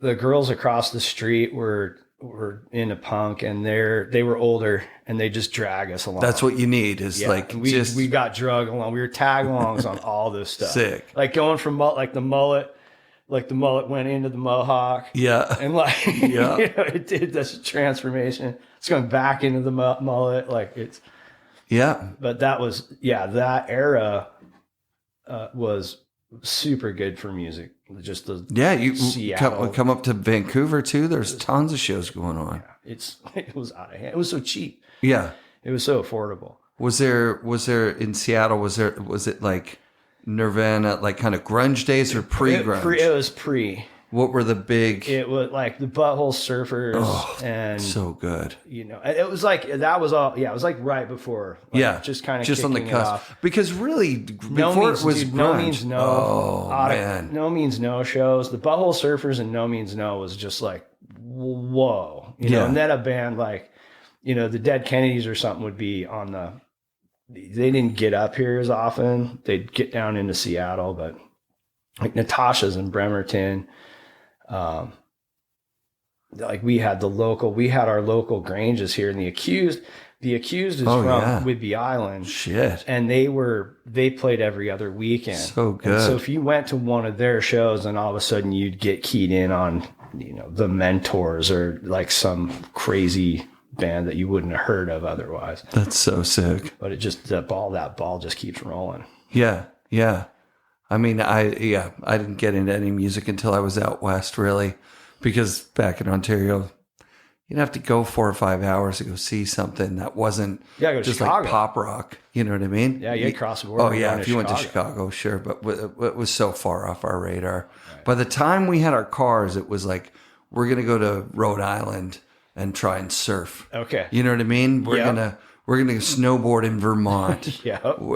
And the music thing wasn't as important. But then as soon as it got to Vancouver, it's like SNFU's playing. There's like DOA's playing all the time. Every other weekend. Yeah. So I hadn't seen DOA till recently. Oh, no way. Holy shit. Yeah, so good. That was Circle Jerks. I just remember, I remember seeing the Cadillac Tramps came up. And there was like 8 of us at the show. And I was like, you're in Project 6. You're in this movie. It's so good. Like, it's snowboarding. We're all snowboarding. Like, we're all snowboarders. Why aren't there any other people here? And they're like, why are snowboarders here? Right. But then I think either the next time they came or like, just caught on to it. Yeah, think about like Pennywise too. Like early... No Effects, Pennywise, that kind of stuff. I think Pennywise more than most.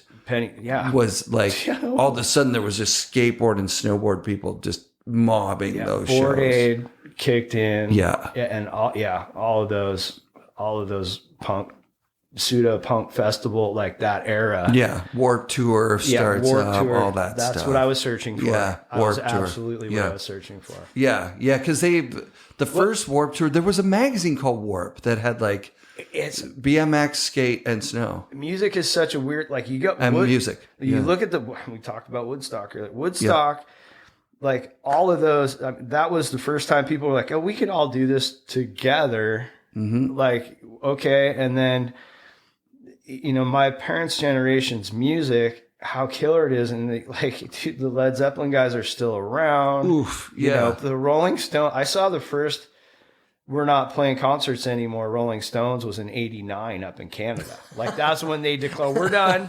We're folding up shop. The We're too absolute old. end. We're too grown-ups. old. It's 89. When dudes were 50, like in their 50s, Yeah. like we are right now, and their Yeah. grandparents Yeah. and stuff, they didn't do anything anymore. Right. And that was it. Here's a crazy I thing. pulled the filter off of my cigarette. Yeah, It's yeah, time yeah, to die. Yeah. It's like You're like, dude. I heard Ringo Starr on a podcast, and he was talking about, because he played on some of the John Lennon stuff. I actually think him and Harris played. So but the Beatles, the way he's talking about what their lives were like they would go home to their wives. They would go and do music from 9 to 5. That was their job. Then they go home to their wives who made chicken dinner and help with the dishes and watch the news. Like that's what the Beatles were doing. Like, because That's what people did. that's what everyone was doing. So are you boys still going to be playing that racket? Exactly. And right. you know, it's like, are we, Rolling Stones is we're quitting in transcending 89. generations and Right. opening up people Right. to like They're still playing now, probably. Yeah. You go see the Stones right now. they're probably doing playing it. Yeah, somewhere. he's probably writing a new song right now. They're in their 80s. Like some of them are in their 80s now. Willie Nelson, we saw Willie Nelson in his 80s like 5 years ago. Yeah. Yeah, only people that did that were old blues musicians. Right. Again, who Right. were ahead of the curve. Like Yeah. they're like, no, this is what I do. Like, Yeah. this is You don't quit doing the thing that you like do. I own a bar and I play blues music. Right, Like, this right. is what you do. Yeah, those outlaw country guys are crazy. Like those stories. Mike Judge does a series on outlaw country, and somebody gets shot, and everyone they're just shooting people and fighting, and Or the gun just going off. Yeah, I was down in California. It's not a bong, Willie. Oh yeah, you guys. You accidentally shoot you. You shot Chucky. Yeah, I've heard a couple of those stories. So good. But you guys, I mean, in that Baked movie, you guys are shooting a bunch of boards. I bet you wish you had some of those boards you were shooting. Oh. Or were they all broken? At They first? were all busted. Yeah, they were busted. Yeah, they were all folded up. The gyrator, but that Burton Air, like the OG the purple. Air. Oh yeah, that one. I've got an Extreme in the other room. That's that era. Yeah. No, having that back. That was a Burton rider Yeah. that was shooting his own broken board. That ended up on Lib. Yeah. That quit Lib to go to Barfoot. That's amazing. But yeah, the got gun a thing, Barfoot. we don't have that in Canada. Well, we were duck hunting like in the fall when you're sitting right here, you will hear people shooting geese. What? Really? Just that is Like it's down the hill. The fields they're just right there. like white geese or like Canada geese? Snow geese. Snow geese. Snow geese, Canadian geese, and ducks. You can And shoot. so we grew up like- can't shoot Canada geese. They're against it's against the law to shoot those things. Yeah, we can shoot them. they taste lovely. Actually, I did not grow up duck hunting at all. But like just being in the woods and have like just shooting rifles and that kind of thing. I did a little bit of that, a little planking. Mm-hmm. But right after high school, like my last year of high school, my buddy was crazy about duck hunting, and so I just started going with him. And I got a dog, and I got a black lab, and I was like, I want this dog to be able to do this stuff. And so it was about training the dog. It was about hanging out with my buddy. And his ducks, our ducks and stuff down here, they don't exactly taste that great. Just because we're hunting tidal flats and stuff. Right. So they end up with this mud flavor. And so they, we jerkied the heck out of them. Sure. Yoshidas, discovered the Yoshidas. Yeah. And I'm trying to make these duck nuggets. They're pretty good, but now I'm shooting these poor ducks and they don't taste that good. It's not like if they tasted like pizza, I'd shoot more, but they don't. But like that's where the shotguns came from. Yeah. Most of the guys around here had shotguns. Like So is that buckshot? You'd roll around. It's buckshot, and then you got to pick out. It's duck load. What's duck load? It's just lighter. Okay. Yeah. Buckshot. You start getting into goose loads and stuff, are almost kind of a buckshot. Yeah. It just goes down the scale. The smaller the thing you are shooting at, the smaller the pellets. And are then do you in have the to shotgun. pick them out when you're eating? Yeah. the Oh things? yeah. Absolutely. And they've gone to steel instead of lead. So like back in the day, everybody was eating lead pellets. That's crazy. Don't think about things. Yeah, there's there's a hunting aspect up in Canada for sure, but not everywhere. Deer and elk, I get. The ducks, I'm laying off the ducks. And then fishing, when does fishing kick in for you? Because you're young. Well, I'm working on boats. I'm working at skate shops and snow or bike shops. At this point now, I'm leaning on. I want to get away from bikes, so I'm trying to work at snowboard shops. And I did that for a minute. And to make more money around here, you're trying to jump on farm equipment. You're trying to, you're doing what's going on around here. You can make pretty good money working as a logger. You can make pretty good money if you get in tight with a farm. Like all of a sudden you can drive a pea viner, and it was, double the money I was making. I start doing that kind of stuff, and my asthma kicks off. And it's like, I can't be around the dust. And I picked night pea vining because I'm brilliant. I'm like, well, it'll be moister. It'll keep the dust down. Yeah. All it did, I got heavier shots throughout the evening. And, so that sucks. And a buddy's dad was, he's like, hey, you need to be on a fishing boat. I know some guys because there's no dust out there. Like, just real no brainer. Right. Yeah. And so I go out, I'm probably 17. Almost 18. And we go out through the pass here. We go out the river. And I love the river. It's just the mountains and the river have been the thing here. It's the thing here. It's what raised you. Yeah. This river, I haven't always lived in this town, but during fishing season, I'm 2 or 3 days a week on that river. And so now I'm getting to go out. Our boats were kept in the mouth of the Skagit. And so now I get to go out.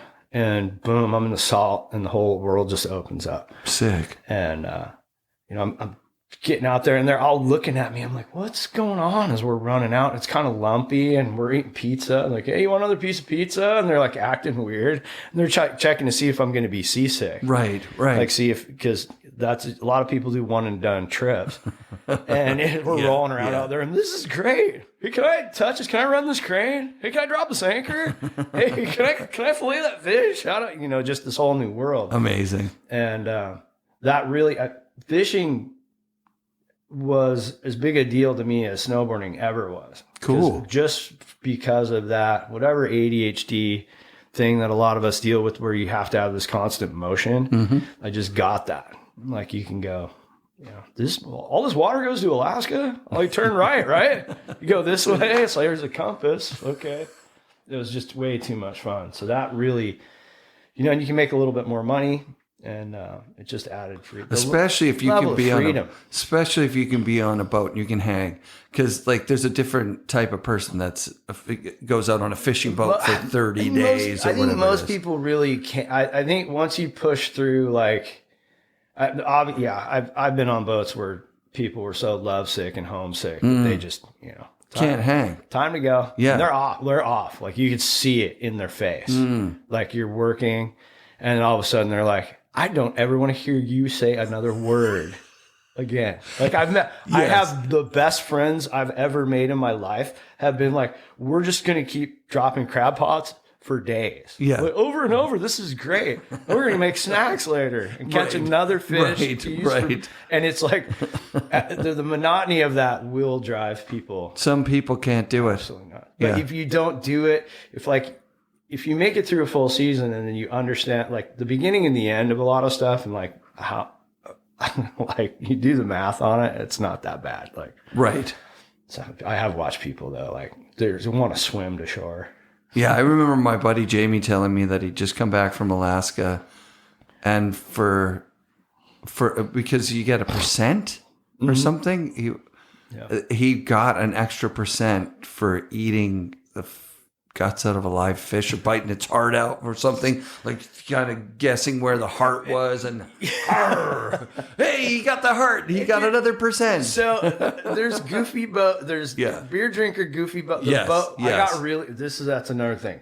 I got really lucky. The guys I started working with, family oriented, serious, no no just games, work, just joke. You know, some jokes, sure. But they're not messing with people on the regular. Yeah. You know, they're trying to actually maintain a crew, and it's all business. There's no beers or anything on the boat.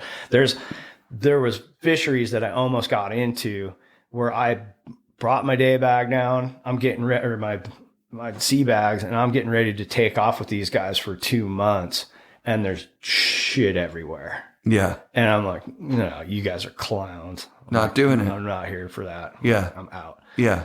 And seems like you made good decisions in your life. Like the last place you lived at, you got an acreage, you got boats, you got toys, you got all the things. I mean, if I was, I'm glad it looks that way. Yeah, if I was going to guess, I'd be like, oh shit, okay, he comes from money, or he married into a rich family or something. Yeah, should have listened to Craig more. Things would be really, really easy. Yeah. I don't give up easy. And I've always, all of my jobs, like all the people out there doing work, you have to like your job in some respect. Yeah. And, you know, I think about all the different jobs I had and how many of them I didn't like. And it's, if I didn't like one, it was my own immaturity. Because you can use all of these, anything you're doing, you can use to make good steps. And, I mean, just not giving, I've moved before because I just blew it, you know, and start up again. Yeah. And just have to start over and just don't ever give up, and then enjoy it. The harder you are on yourself in these situations, God, it's terrible. I can't believe how hard I was on myself when I was younger. Like there's no call for it. And I think, you know, you all, hopefully everyone gets through that at some point in their life. You know, I really hate it that I have friends that are, you know, even a little older than me that still beat themselves up over things. And it's natural. It's human nature, but I think that it's our culture.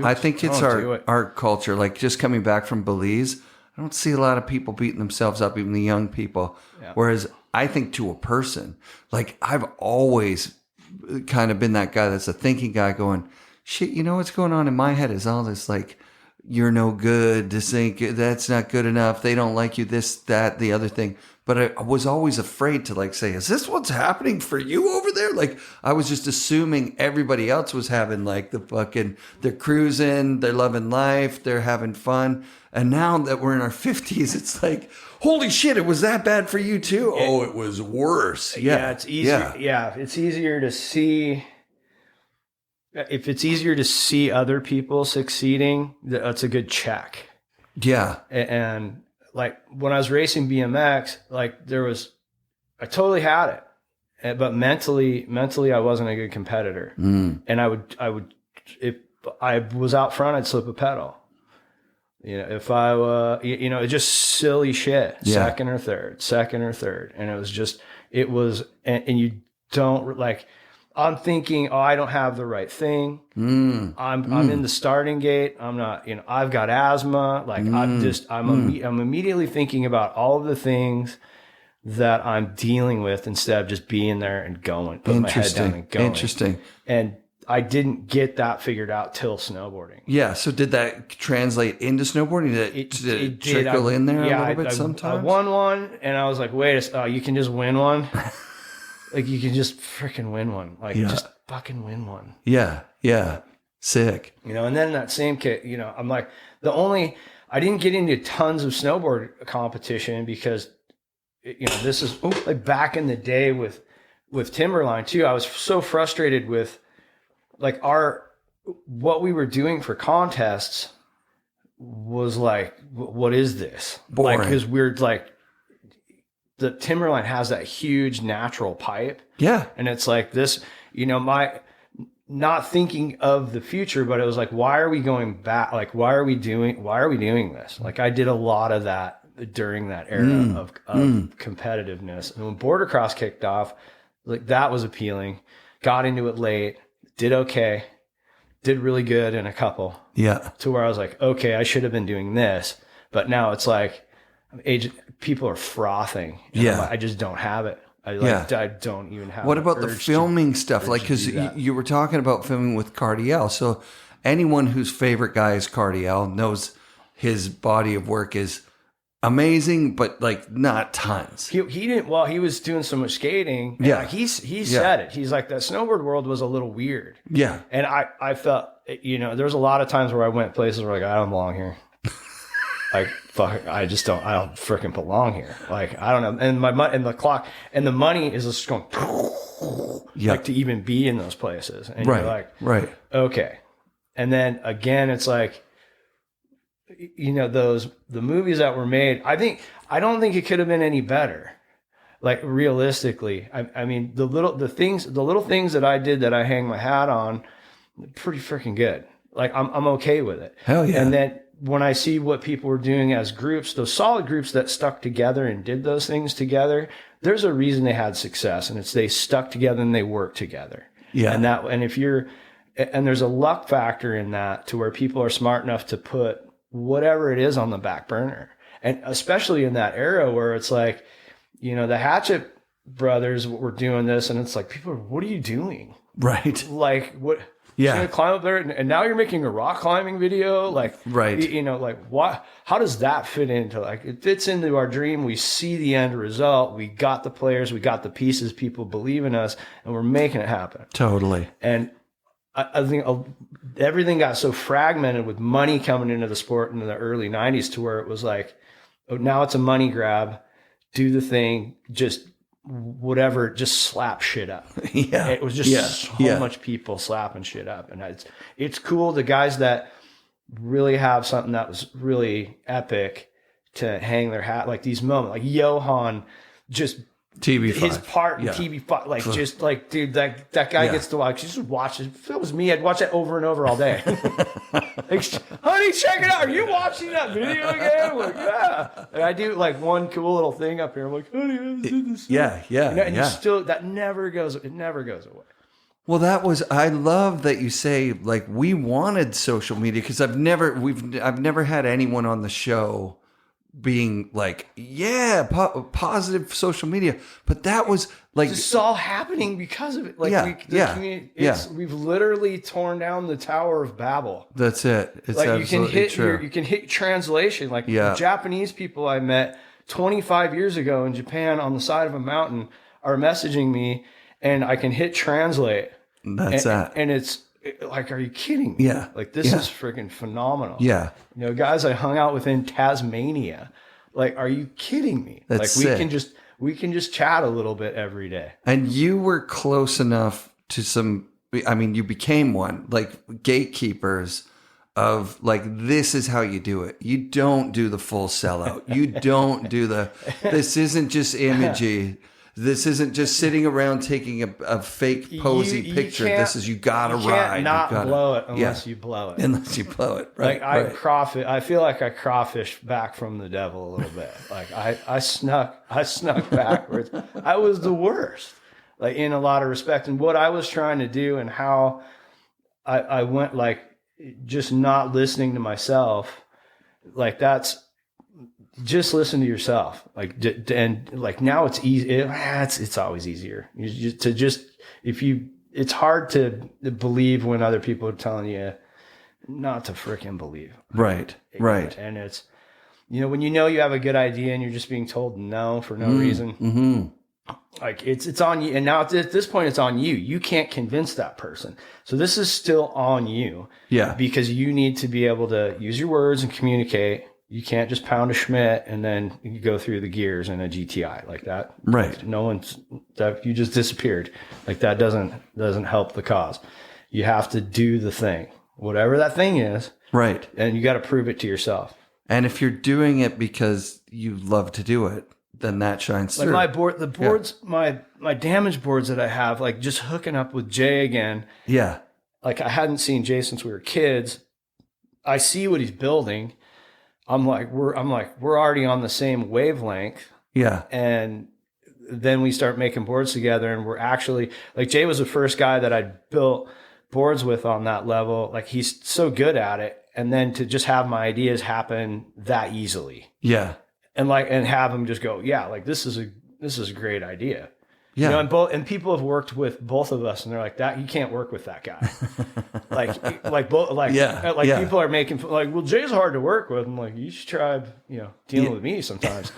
And like the both of us being able to get that out of each other is crazy. And I've got a physical representation of that. That's why I like collecting too, though. Yeah. Back to Tom, like you ride Tom's boards and you know what he was thinking.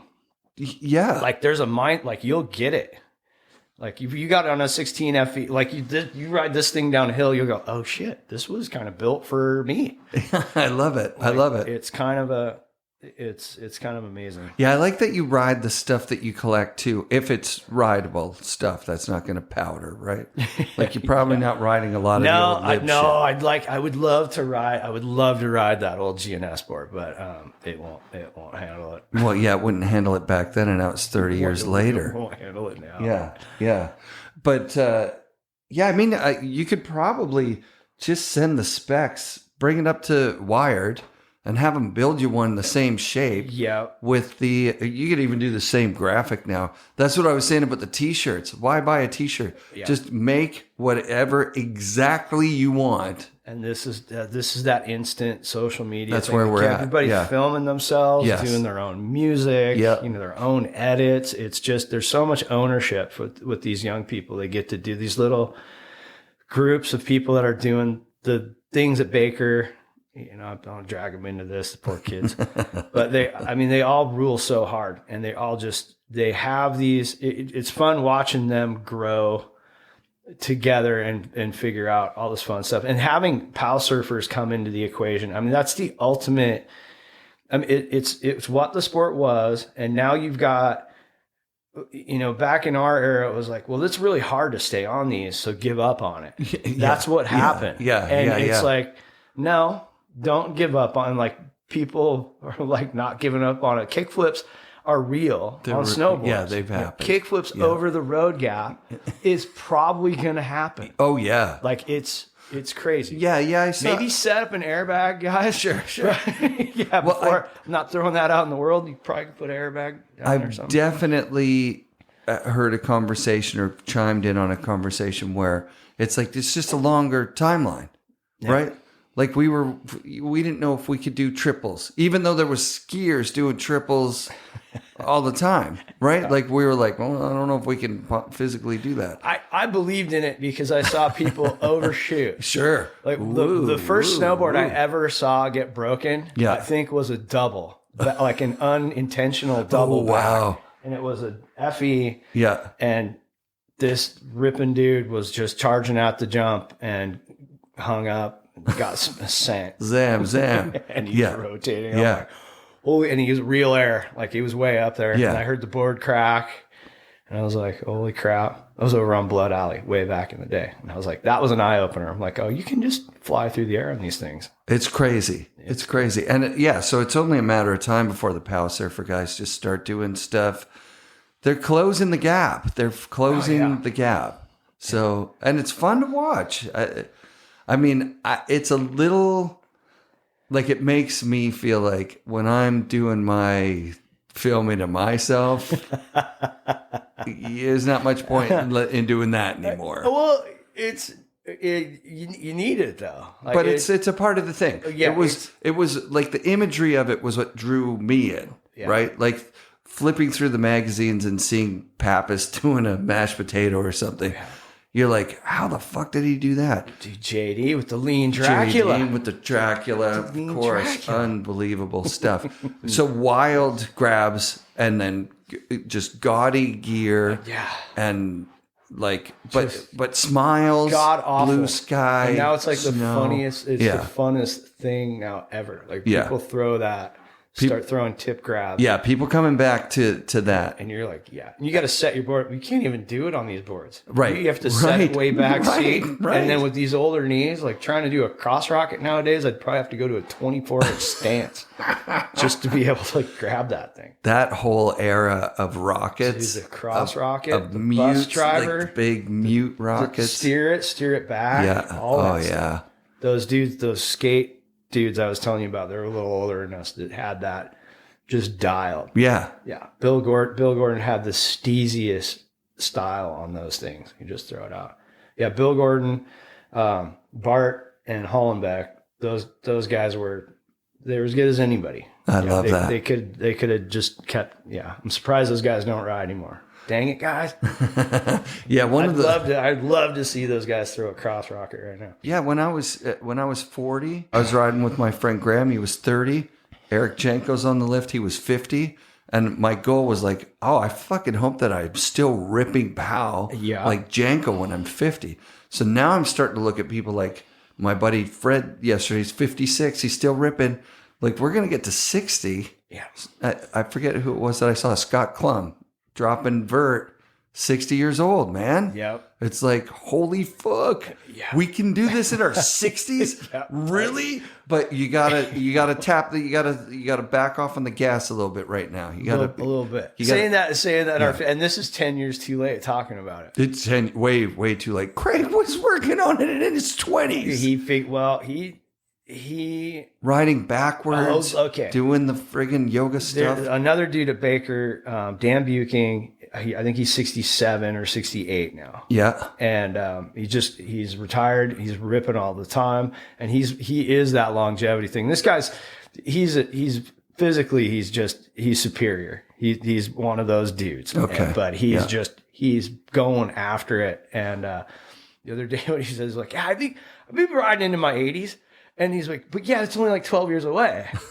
And I was like, whoa, like, holy cow. And I've known this guy since I was a little kid, but that just the joy, like, he walked away from me and I was sitting in my rig, just like smiling like this, because this has been the thing we've been working towards. Like, how long can you do this? Like, truth. Are we going to be like my great grandparents' generation, like that, where you check out? Yeah. You know, you hang out on the farm and you just kind of tootle around. Walk around the mall. I know you go to the mall lot of and these walk old around the mall. Scandinavian skier cats. Dude. That are just, you know. They just keep getting older. I keep watching them. They keep getting older. They're still going. They're just charging. And, like, you serious? Yeah. Like at 30 years ago, when they were my age, they were going, don't follow me. You can't do this, little kid. Yeah. And now it's like, you guys are still here. Wow, we got 30 more years? That seems impossible. Yeah. It seems impossible, but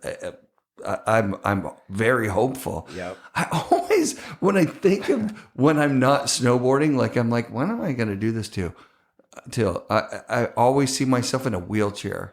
That's what I'm like. Yeah, don't do that. Yeah. I don't picture that. No, but I mean, I'm end game. super fucking old. I'm not. Yeah. Yeah. Totally. Like, I'm just like, okay. Now I saw someone walking down the street on the way to the TJ thing, and it looked like the kind of person, I have no idea about the guy, but the story in my head, he's walking with his wife. They're both limping around, but it didn't look like they were limping from getting hurt.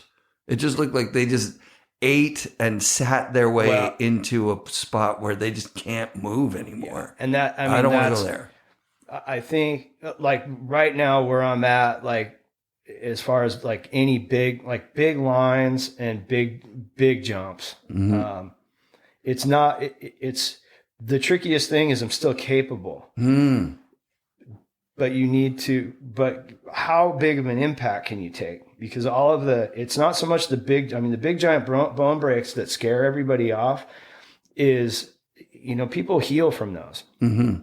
When you start doing joint ligament damage, muscular damage, you know, you've got spine, you've got nerve connections that you've worked really hard to put those things back together. You're risking those in a weird way because you're already vulnerable. Like you're vulnerable to those impacts, like just tumbling. If a double tomahawk right now at my age, it is like, that doesn't put me, like, you get up, you go down, you have a cheeseburger and a beer, and you're skating later that night. Right. In your 20s. Right. And now it's like, okay, I need a CT scan. What folded underneath what? Like, how come I can't feel my feet right now? Like, it changes. Yeah, my scariest moments have been like my hands falling asleep while I'm sleeping. Yeah. Like, I'm like, okay, I wasn't lying on them. It's not good. I'm like, is that the fucking COVID vaccine? What the hell is this? Compressed disc right here. Right. Yeah. Because we've all landed on our heads. I've had that. I was trying to do a turn in front of my buddy Jamie yesterday or the day before, and I shot some snow at him, but the thing I was carving just ran out. So now I'm in the air, and then I just landed on my back in powder, but on a mogul that it was like a crack. Just it was enough just like a to crack, it's like I cracked my back backwards, and I was like, I had to take a moment. Like, am I dead right now? Good crack or bad crack? Sometimes it's a good crack. It was a good crack. It wound up being a good crack, but it was so loud and scary. It's like, geez, that's like 2 months that I've been waiting for that to go back that way. Yeah. And then, I'm looking at him going, what did that look like? Did that look like an old guy Did just you like hear breaking that? in half? Did you just hear that? Yeah. The health moments thing. I mean, you were talking about it last time we talked about. You were going for it like as if there was no tomorrow when you were a kid. Just everything, just going hard. Yeah, I did, but we all were. Like, I don't think that's that special in it. Well, you're following Farmer and everybody. Yeah, it was just Tex, that people that are going humongous. It was crazy. Mike was so crazy because he came in later. Mm-hmm. And he was like, and we're all still kids, and this dude's a full grown, and he's a big dude. Yeah. And so that opens up a whole another thing. Like, he hits, you got to dig him up kind of thing. And he's like, not, and he kind of opened the door for Teal and Andy in a lot of respects. Cause he literally jumped off the end of Table Mountain. Like, that's the biggest thing there. He jumped off Table Mountain? Off the very top of Table Mountain. Like, we would go up, I took him up there. I don't know if I even took him up there. We just used to go do this. Like, we would go up looking at Table, and I would do this little bunny line. It's big. And you jump off the side of Table in a little chute. It sets you up for a rock. And you hit the rock and huckalooey. And go way down the hill. Yeah. And Mike one day is like, I'm just going to go off the end. And I'm like, well, he talked about it for a while before he did. So don't jump how off. Big the end. Is that? It's a mountain. It doesn't count. The distance tape measure runs out. If you jump off the top of a mountain, you just jumped off the top. I mean, fine, get the tape measure out. This is a world record. Yeah, it's a mountain. He jumped off a freaking mountain, dude. I hype.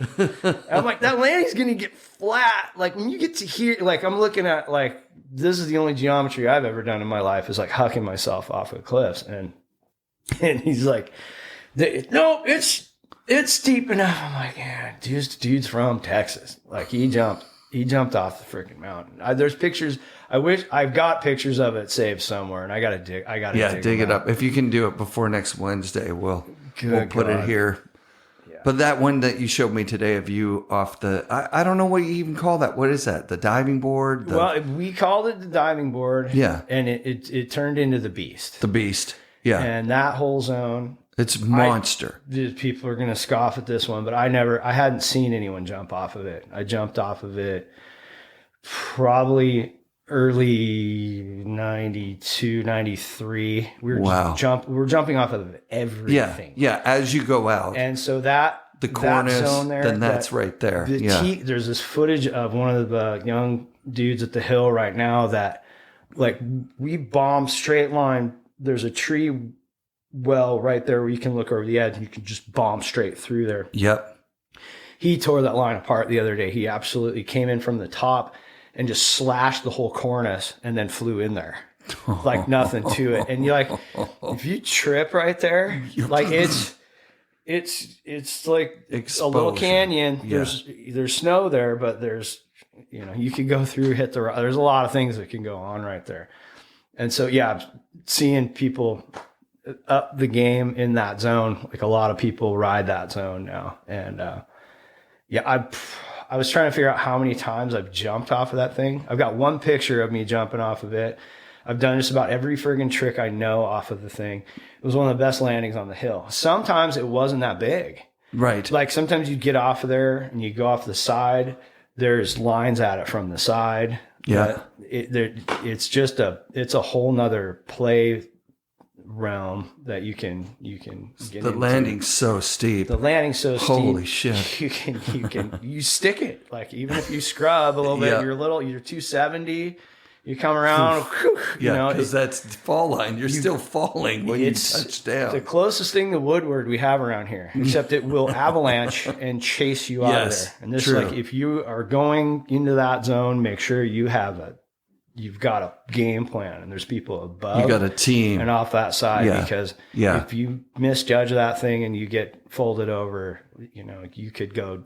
Most of the people that are getting to it now for the first tracks they've set an intention early in the morning, right? Yeah, I think that there's so high profile now. Yeah. That people realize they got to make sure To that put they something keep down on that. Yeah. I was in my early 30s, really done a lot of work on myself. I'm feeling good. I'm riding more than ever.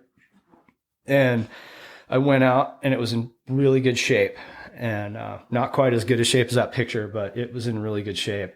And I threw a little 3 off of it, got down into the valley, and I just had a wild hair. And I'm like, I'm going to go switch off of this thing, and I'm sending rotations. Whoa. And I dropped in. I climbed right back up there. Usually in a day when I would hit that thing, it hit it 2 or 3. Usually when I ride lines, I ride them over and over, half a dozen times. So I drop in, switch, send my rotation, and my first, I spun the opposite way that I did the first time. And there was a big snow ledge. Like, I left probably 18, 2-foot snow ledge, and I hooked it with my board, and it sent me ass over tea kettle. And I'm like, I haven't crashed off of this thing yet. And I'm like, okay, well, I'm taking one. And I just stay balled up, and I hit hard to where I was disoriented. I bounce and immediately go into cat sprawl, and I can't see. I'm not really sure what's going on. And I'm just trying to pull myself back together, and I can't. So I hit again and bounce again and start to go into another sprawl. Oh, God. And I pull my arms in, and now I'm like, dude, you need to, whatever you hit now, you got to stand up. You just cracked this thing like an egg, and it's chasing you out of here. And so I'm tucking. I can't see anything, and I don't really know why.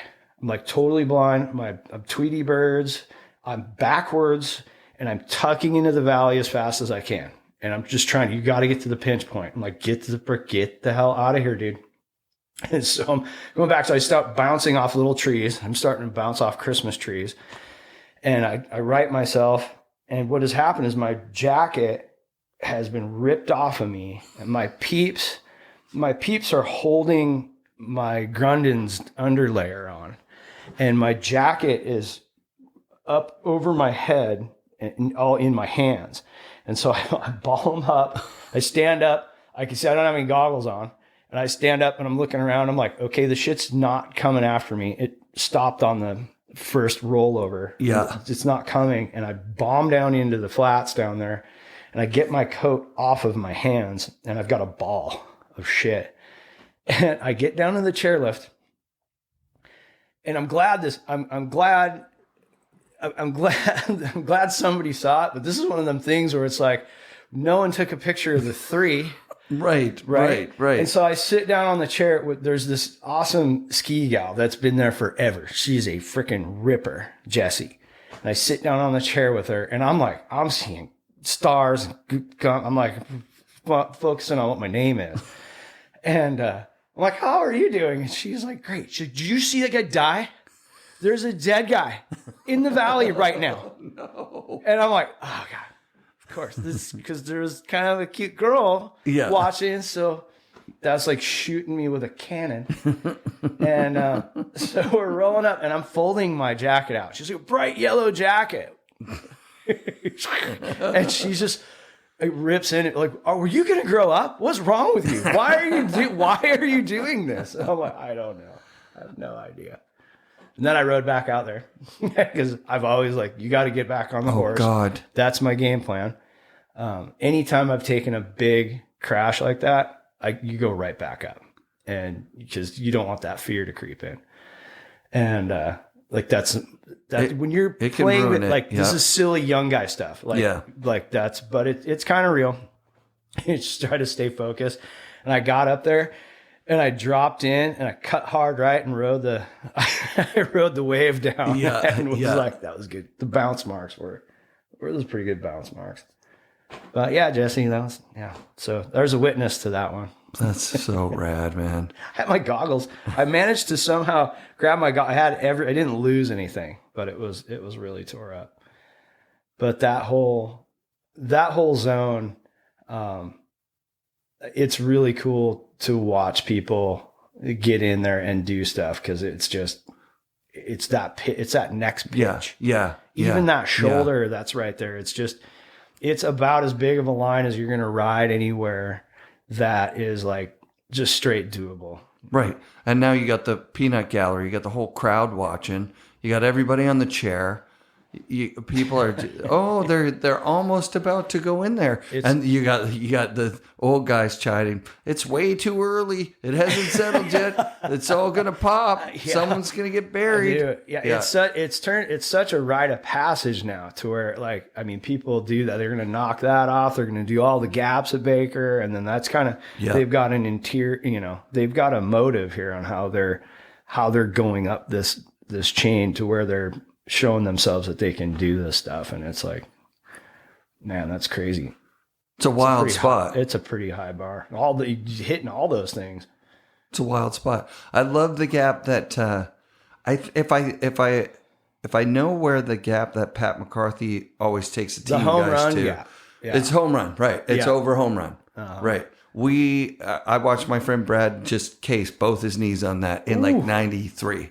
Like, it's going straight to flat on that is when it's not even a POW day. You know what I mean? We just came up to like hike around and build the little backflip jump off the road. Well, when I walk, like when the skiers do the road gap, they don't put as much woo on it. Yeah, like it's and all the different.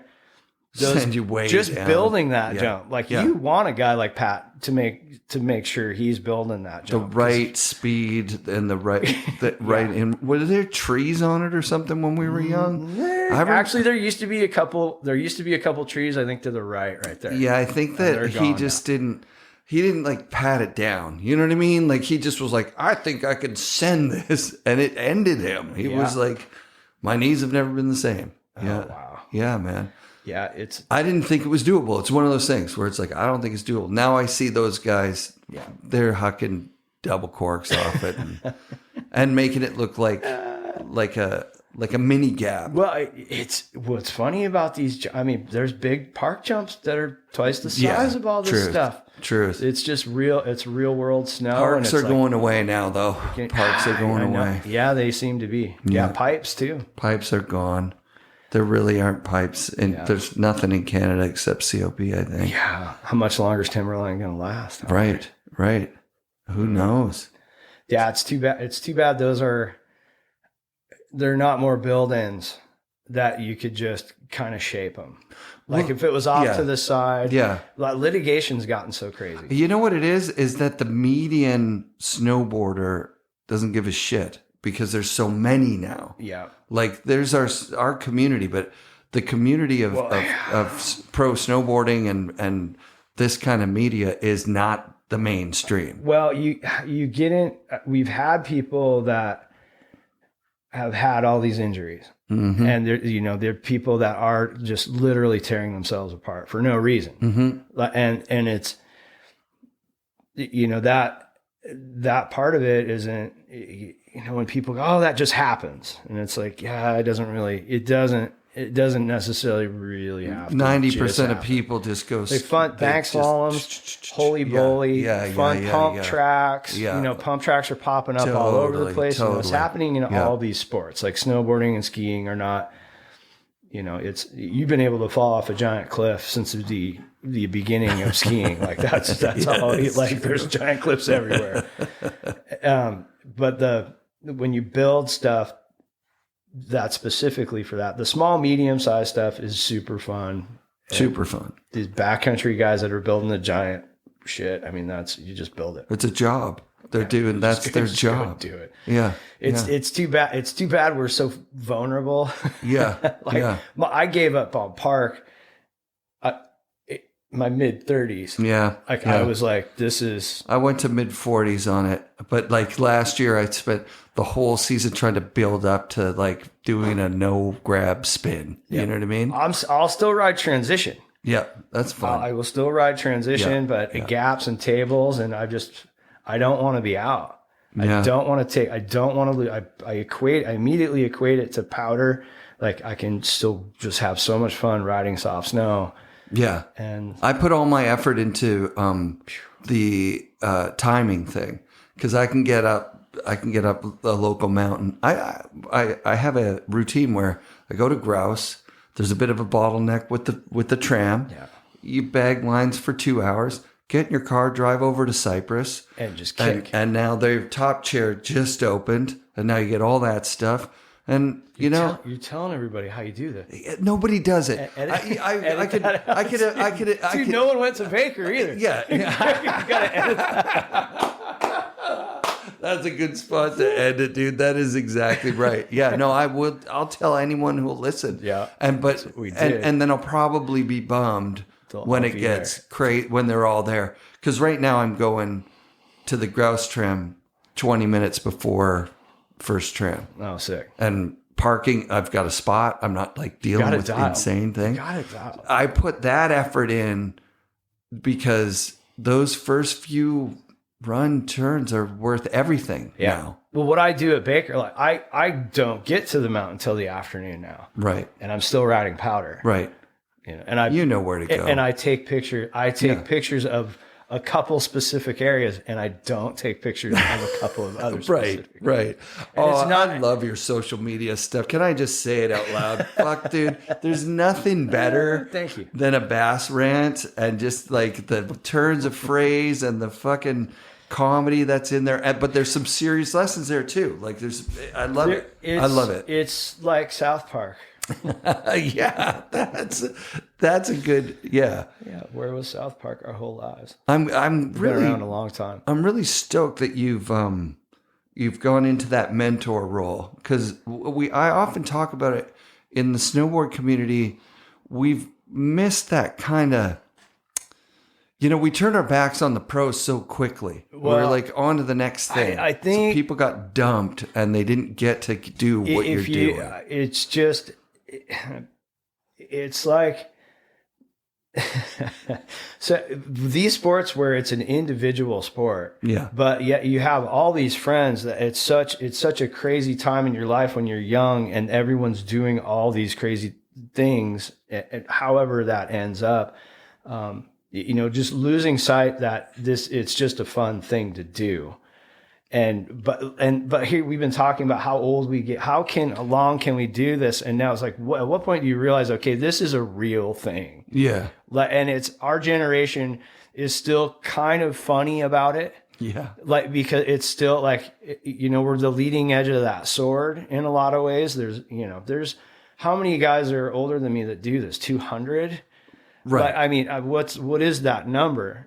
And at this level, right? Like that have just been doing like 50, just been snowboarding, and like they've re-engaged so many times now that their whole thing is so different. Like, there's rad. I was riding with Scott Downey last year, and that was the first time I'd ever gotten to ride with him. And he's still skating. He's a little older than us. Yeah. And he's just a powerhouse, and it's just a lot of guys that are like on this tour of this sport that, like, when people like the money really fluffed up the 90s. Like it just, snowboarding, as soon as snowboards got that small and became a commodity, when people are talking about like, how many units did you do? Like the moment you refer to these things like that, you've lost it in a way. And it's, I've been lucky in a lot of respects because I always had fishing. I could just go, no, I'm not going to do that. I'm not going to go like I'm not going to say I didn't jump on a trampoline in my backyard, but I'm not going to go do a trampoline demo like that. That's not going to happen. Right. You can stop talking to me. And that's how, people are like, did you guys get fired or anything? I'm like, no, I never got fired because I'm always honest with people. I'm not going to do that. Right. You shut up. Like, no. And so I think, hanging on, like, being an asthmatic and stuff and having this sport, like there was times where I felt like I was trapped in snowboarding. I was doing it because I can't really, if I go ride an indoor masonite ramp, I have to leave because I start getting affected. That's such dust, a weird, the dust. And I'm like, are you kidding me? You just said that dust is killing me. I can like taste the dust right now. And that I'm eliminated. Yeah. Like I check my blood deoxygen, I'm trapped in snowboarding. I wanted to only surf at one point. Yeah. Because this was just crushing my bones. A lot of people like to, yeah. I'm like, I'm just going to switch to surfing. My ear keeps me out of the water. Yeah. And I'm like, dude, you have to go back to this. And you're then it's stuck with snowboarding. You're cursed with Mount Baker. Smack. Wake up, kid. Different approach. And that's where Craig came in. Yeah. That's absolutely where Craig came in. Cause he was like, I was dumb enough to say things to him like that. I'm done with it. I'm done with snowboarding. It's kicking my ass. I'm over it. We had a little moment where, I was riding with Mark Friesen and we were doing this stupid line where we were, all you guys, if you know where Rat Trap is at Baker, there's a little super tube up there. It's a little chute. And we were coming across the base and we built an in-run over that chute and we were clearing the drop and landing in the field. Jeez. And we're both goofy. And we're both just drifting big threes over this and landing in this field. And it was just stupid. Flat landing. You got to walk a mile to get out. Yeah. The snow's unconsolidated there. And it's like you could probably fall out of a helicopter there. Like Mikey Basarich. That's a good place to drop you. You're going to be okay. So it kind of sounds scary, but it was fun. And we get down to chair 3 looks right at that. Chair 2 and chair 3 look right at that. And we get down there and Craig's going, what are you guys doing? Did you guys just hug? I'm like, well, he ate 9 Advil this morning to be here. And I'm like, everything's wrong with me. I can't walk or anything. So I'm like, it's kind of our last day. Jesus. We're done with this. And he's like, I'm gonna take surfing, and we're gonna talk about this a little bit.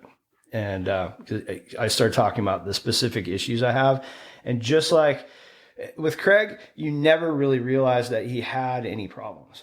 The way he carried himself, until I read the book, it never occurred to me that Craig lost a BMX race.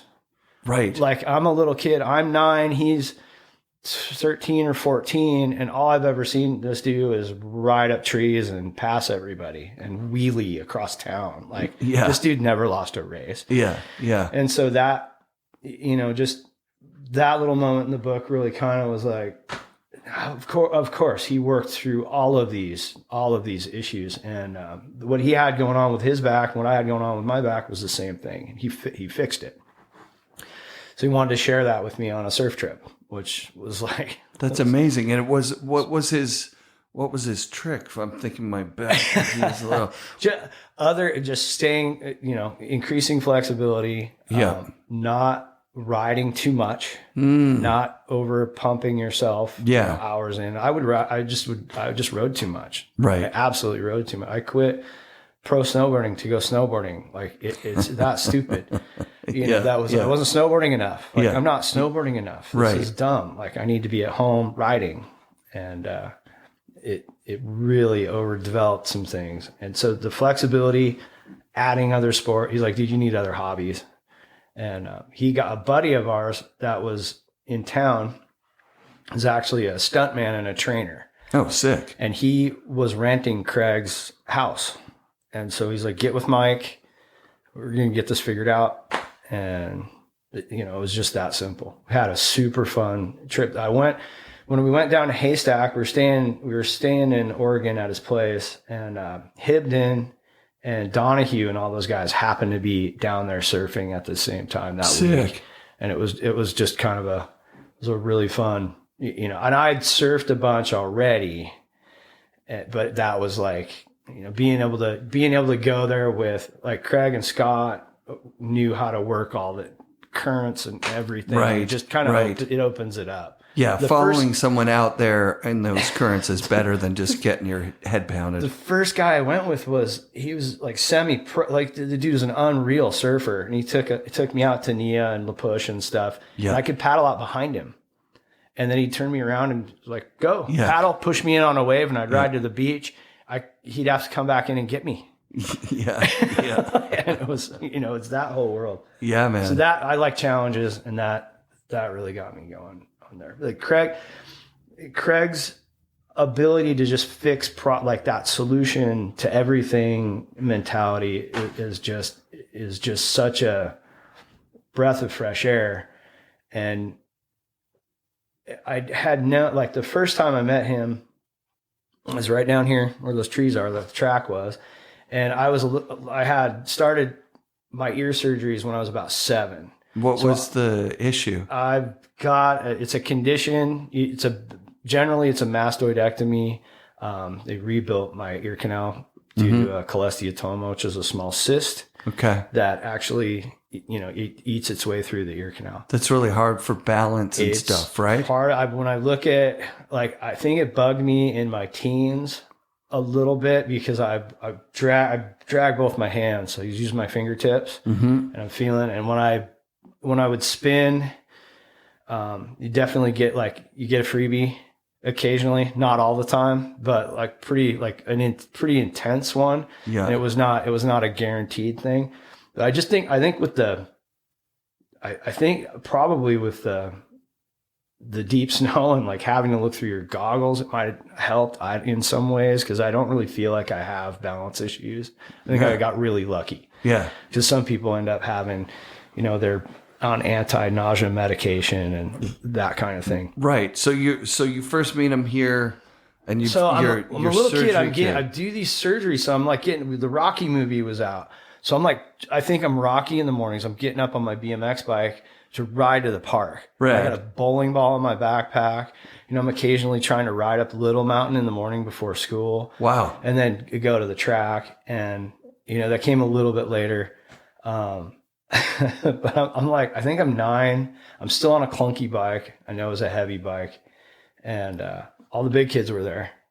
And it's like, you see big kids and you're like, you know, like, are we just getting chased? What's going on? Yeah. At 9. At 9. It's like, the big kids, dude. And they're ripping.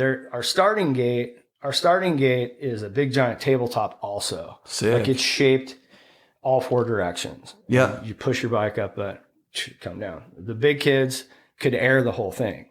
And there was like 3 dudes. It looked like the whole crew was there. Like, as far as I could tell, like in my little memory, all these dudes were there. And there's probably 3 or 4 of them are just airing the thing out, setting it down on the tranny on the other side. And I'm going, whoa, dude, you can jump the whole starting gate. So I'm sitting there leaning on my bike and waiting for these guys to clear out, because I'm going to jump this. In my head, I've already got this down. Nice. So they get out of the entrance to the park there, and I start charging at this thing, and I land like just on I just cased the thing like a little kid does. Deck it, yeah. And I roll down the other side. I'm like, bike's making all those noises like freaking bricks in a wheelbarrow. And I come back around to where I'm going to start again, and Craig is sitting there already. Like he knew what I was going to do. So he says to me, hey, he rides over to the lip. He's like, jump a little bit farther every time on the side until you get to here, and don't try to clear it. Try to get used to landing on a transition. Like a hip.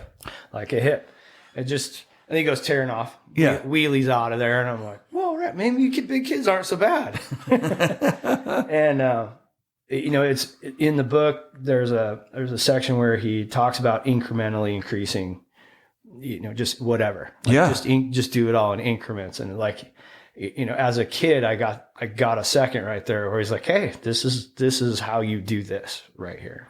What kind of a dude was he like as a teenager? Was he like a badass around town, like shoplifting and lighting fires, or was he just like a those guys were focused competitor? Just old enough, they go through the middle school, and now I'm in the middle school, and he got through the high school, and there he goes. Yeah, and like I met the first, and the first time I met some of the other rad dudes in town, we're BMX bandits, and we're riding around town like flinging loaves of bread at people, just doing stupid kid shit, kid flipping shit. people off. Right. You sucks. Like whatever.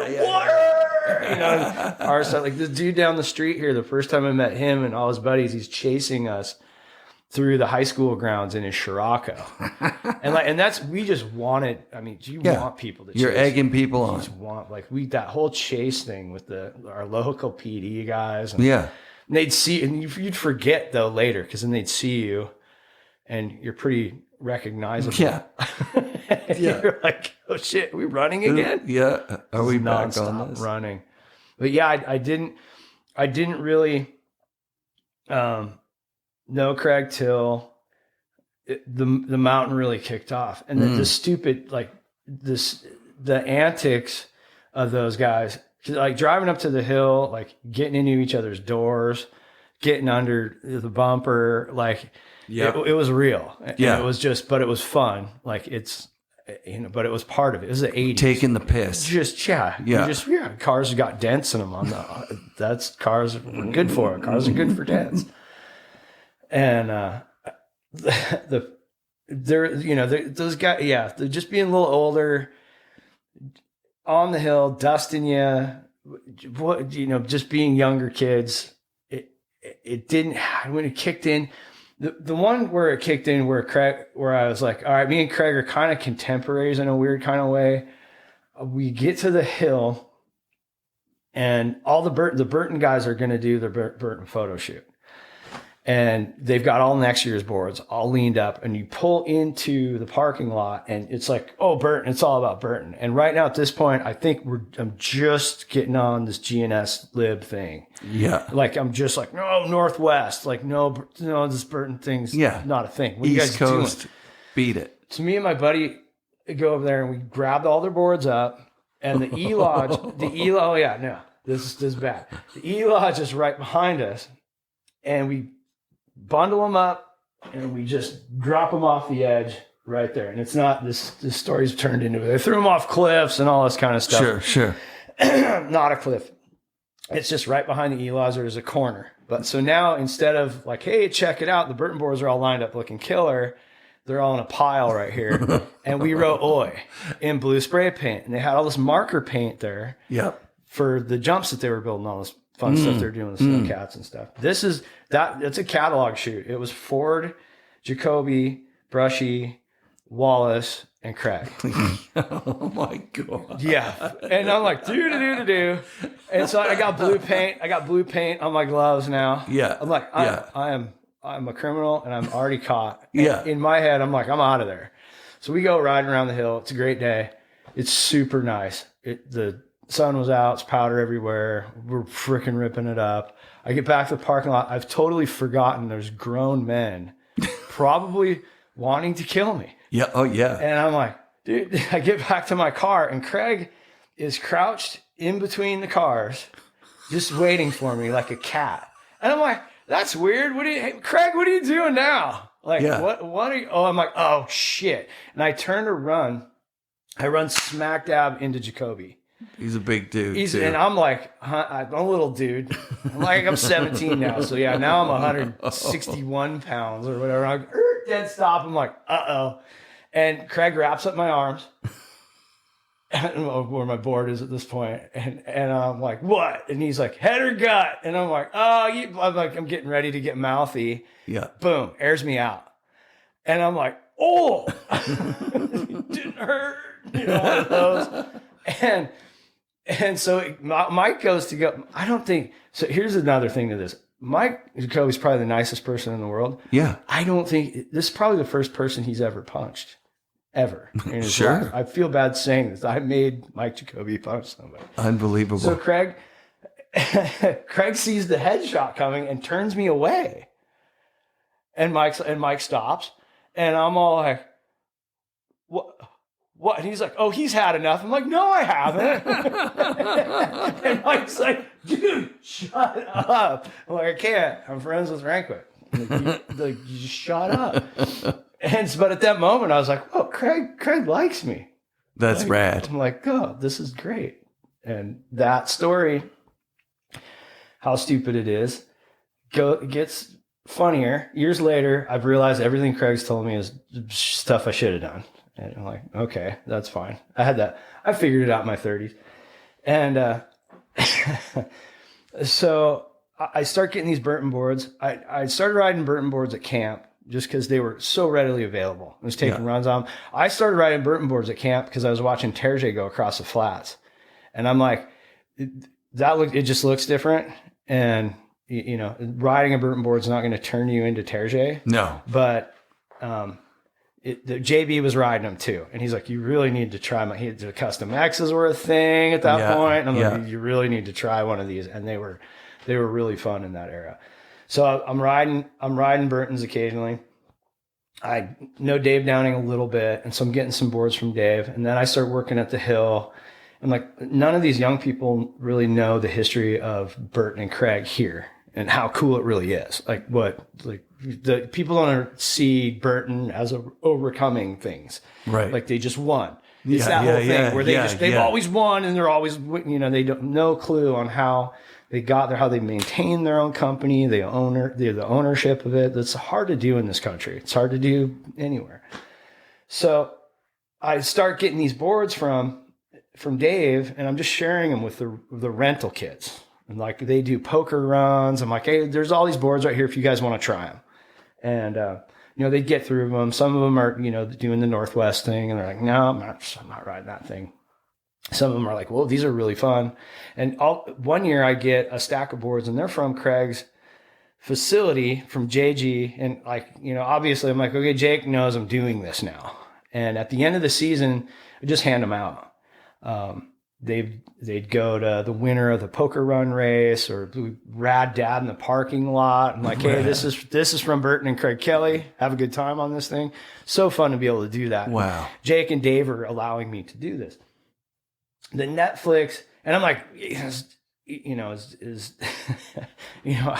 how many of these stories does Jake know, right? Right. And so the Netflix thing comes on, and Jake's talking about, oh yeah, we're doing really good in business and everything's fine, and we feel like the whole snowboards world's creamy, and then some idiot at Mount Baker will do something stupid, and I'm watching this with my wife going, oh shit, like this is me. And then the next clip is I had gone to Tahoe, and I'm on one of my boards.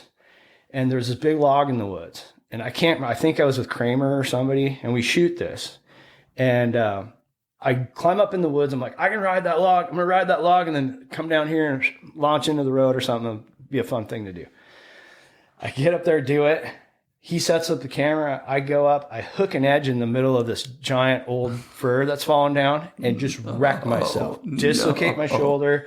Just rip the meat off of it. Oh, man. And I'm hurt. And I bounce off the thing, and I do the thing. I stand up. I'm fine, Brad. I'm gonna get my car and drive home for a couple months, and I'll come back and see you later. Like that's what I did. I was hurt, and so Jake in the middle of that rider deal, he's like, some lady at Mount Baker will do something stupid, and like I need to watch it again, but he's referring to me, and here's the clip. No way. That should be on the floor in the garbage at fall line. How did this ever survive? How did he get his hand on it? And here it is. That's pretty sick, dude. That's incredible. Another one of those moments. Young people that are doing one sport and they're devoting their whole life to it. Like they talk about, there's some of these riders that are really in the competition and they step away from it. But that's really understandable and that's really healthy. Like when you see a 7-time world champion at something, like this guy's got issues. But you want to break all of these records, and it's like you got to come down from that. Like I know world champions, like I know these guys, and they're a different breed, you know, and there's one and done dudes with holding the beer keg, and Yep. you know, they living wild and free. And then there's this hyper devoted, you know, it's a little detrimental to your actual existence. And there's happy mediums in there. Yeah. Yeah. And losing a guy like Craig is just because he lived so good. Yeah. He just had it. He had life figured out. That's a big thing. I mean, that's crazy. All right, Bass. Thanks, buddy. Right on. Big love. Big love. Great to see you again. Good to see you. Every time I see you, it's a fucking chuckle fest. I I love just it. do this anyway. Yeah, exactly. Killer, homie. Thanks, man. FNRad shoutouts this week to Bass and Zoe. Thank you for the kind hospitality. It's always nice to see you guys. Special thanks to Jason Bros for the Ashbury goggles I've been depending on all year. And thank you, Patreon supporters. You make my world a better place. Tag NewGreens in any FNRad post for a sample pack of the greatest organic green juice on the planet. And 1910 is giving away a hoodie, so tag them for a chance to win it. Be sure to come back next week for another episode of FNRad Snowboarding, presented by Skyview Campers and brought to you by FNRad Productions.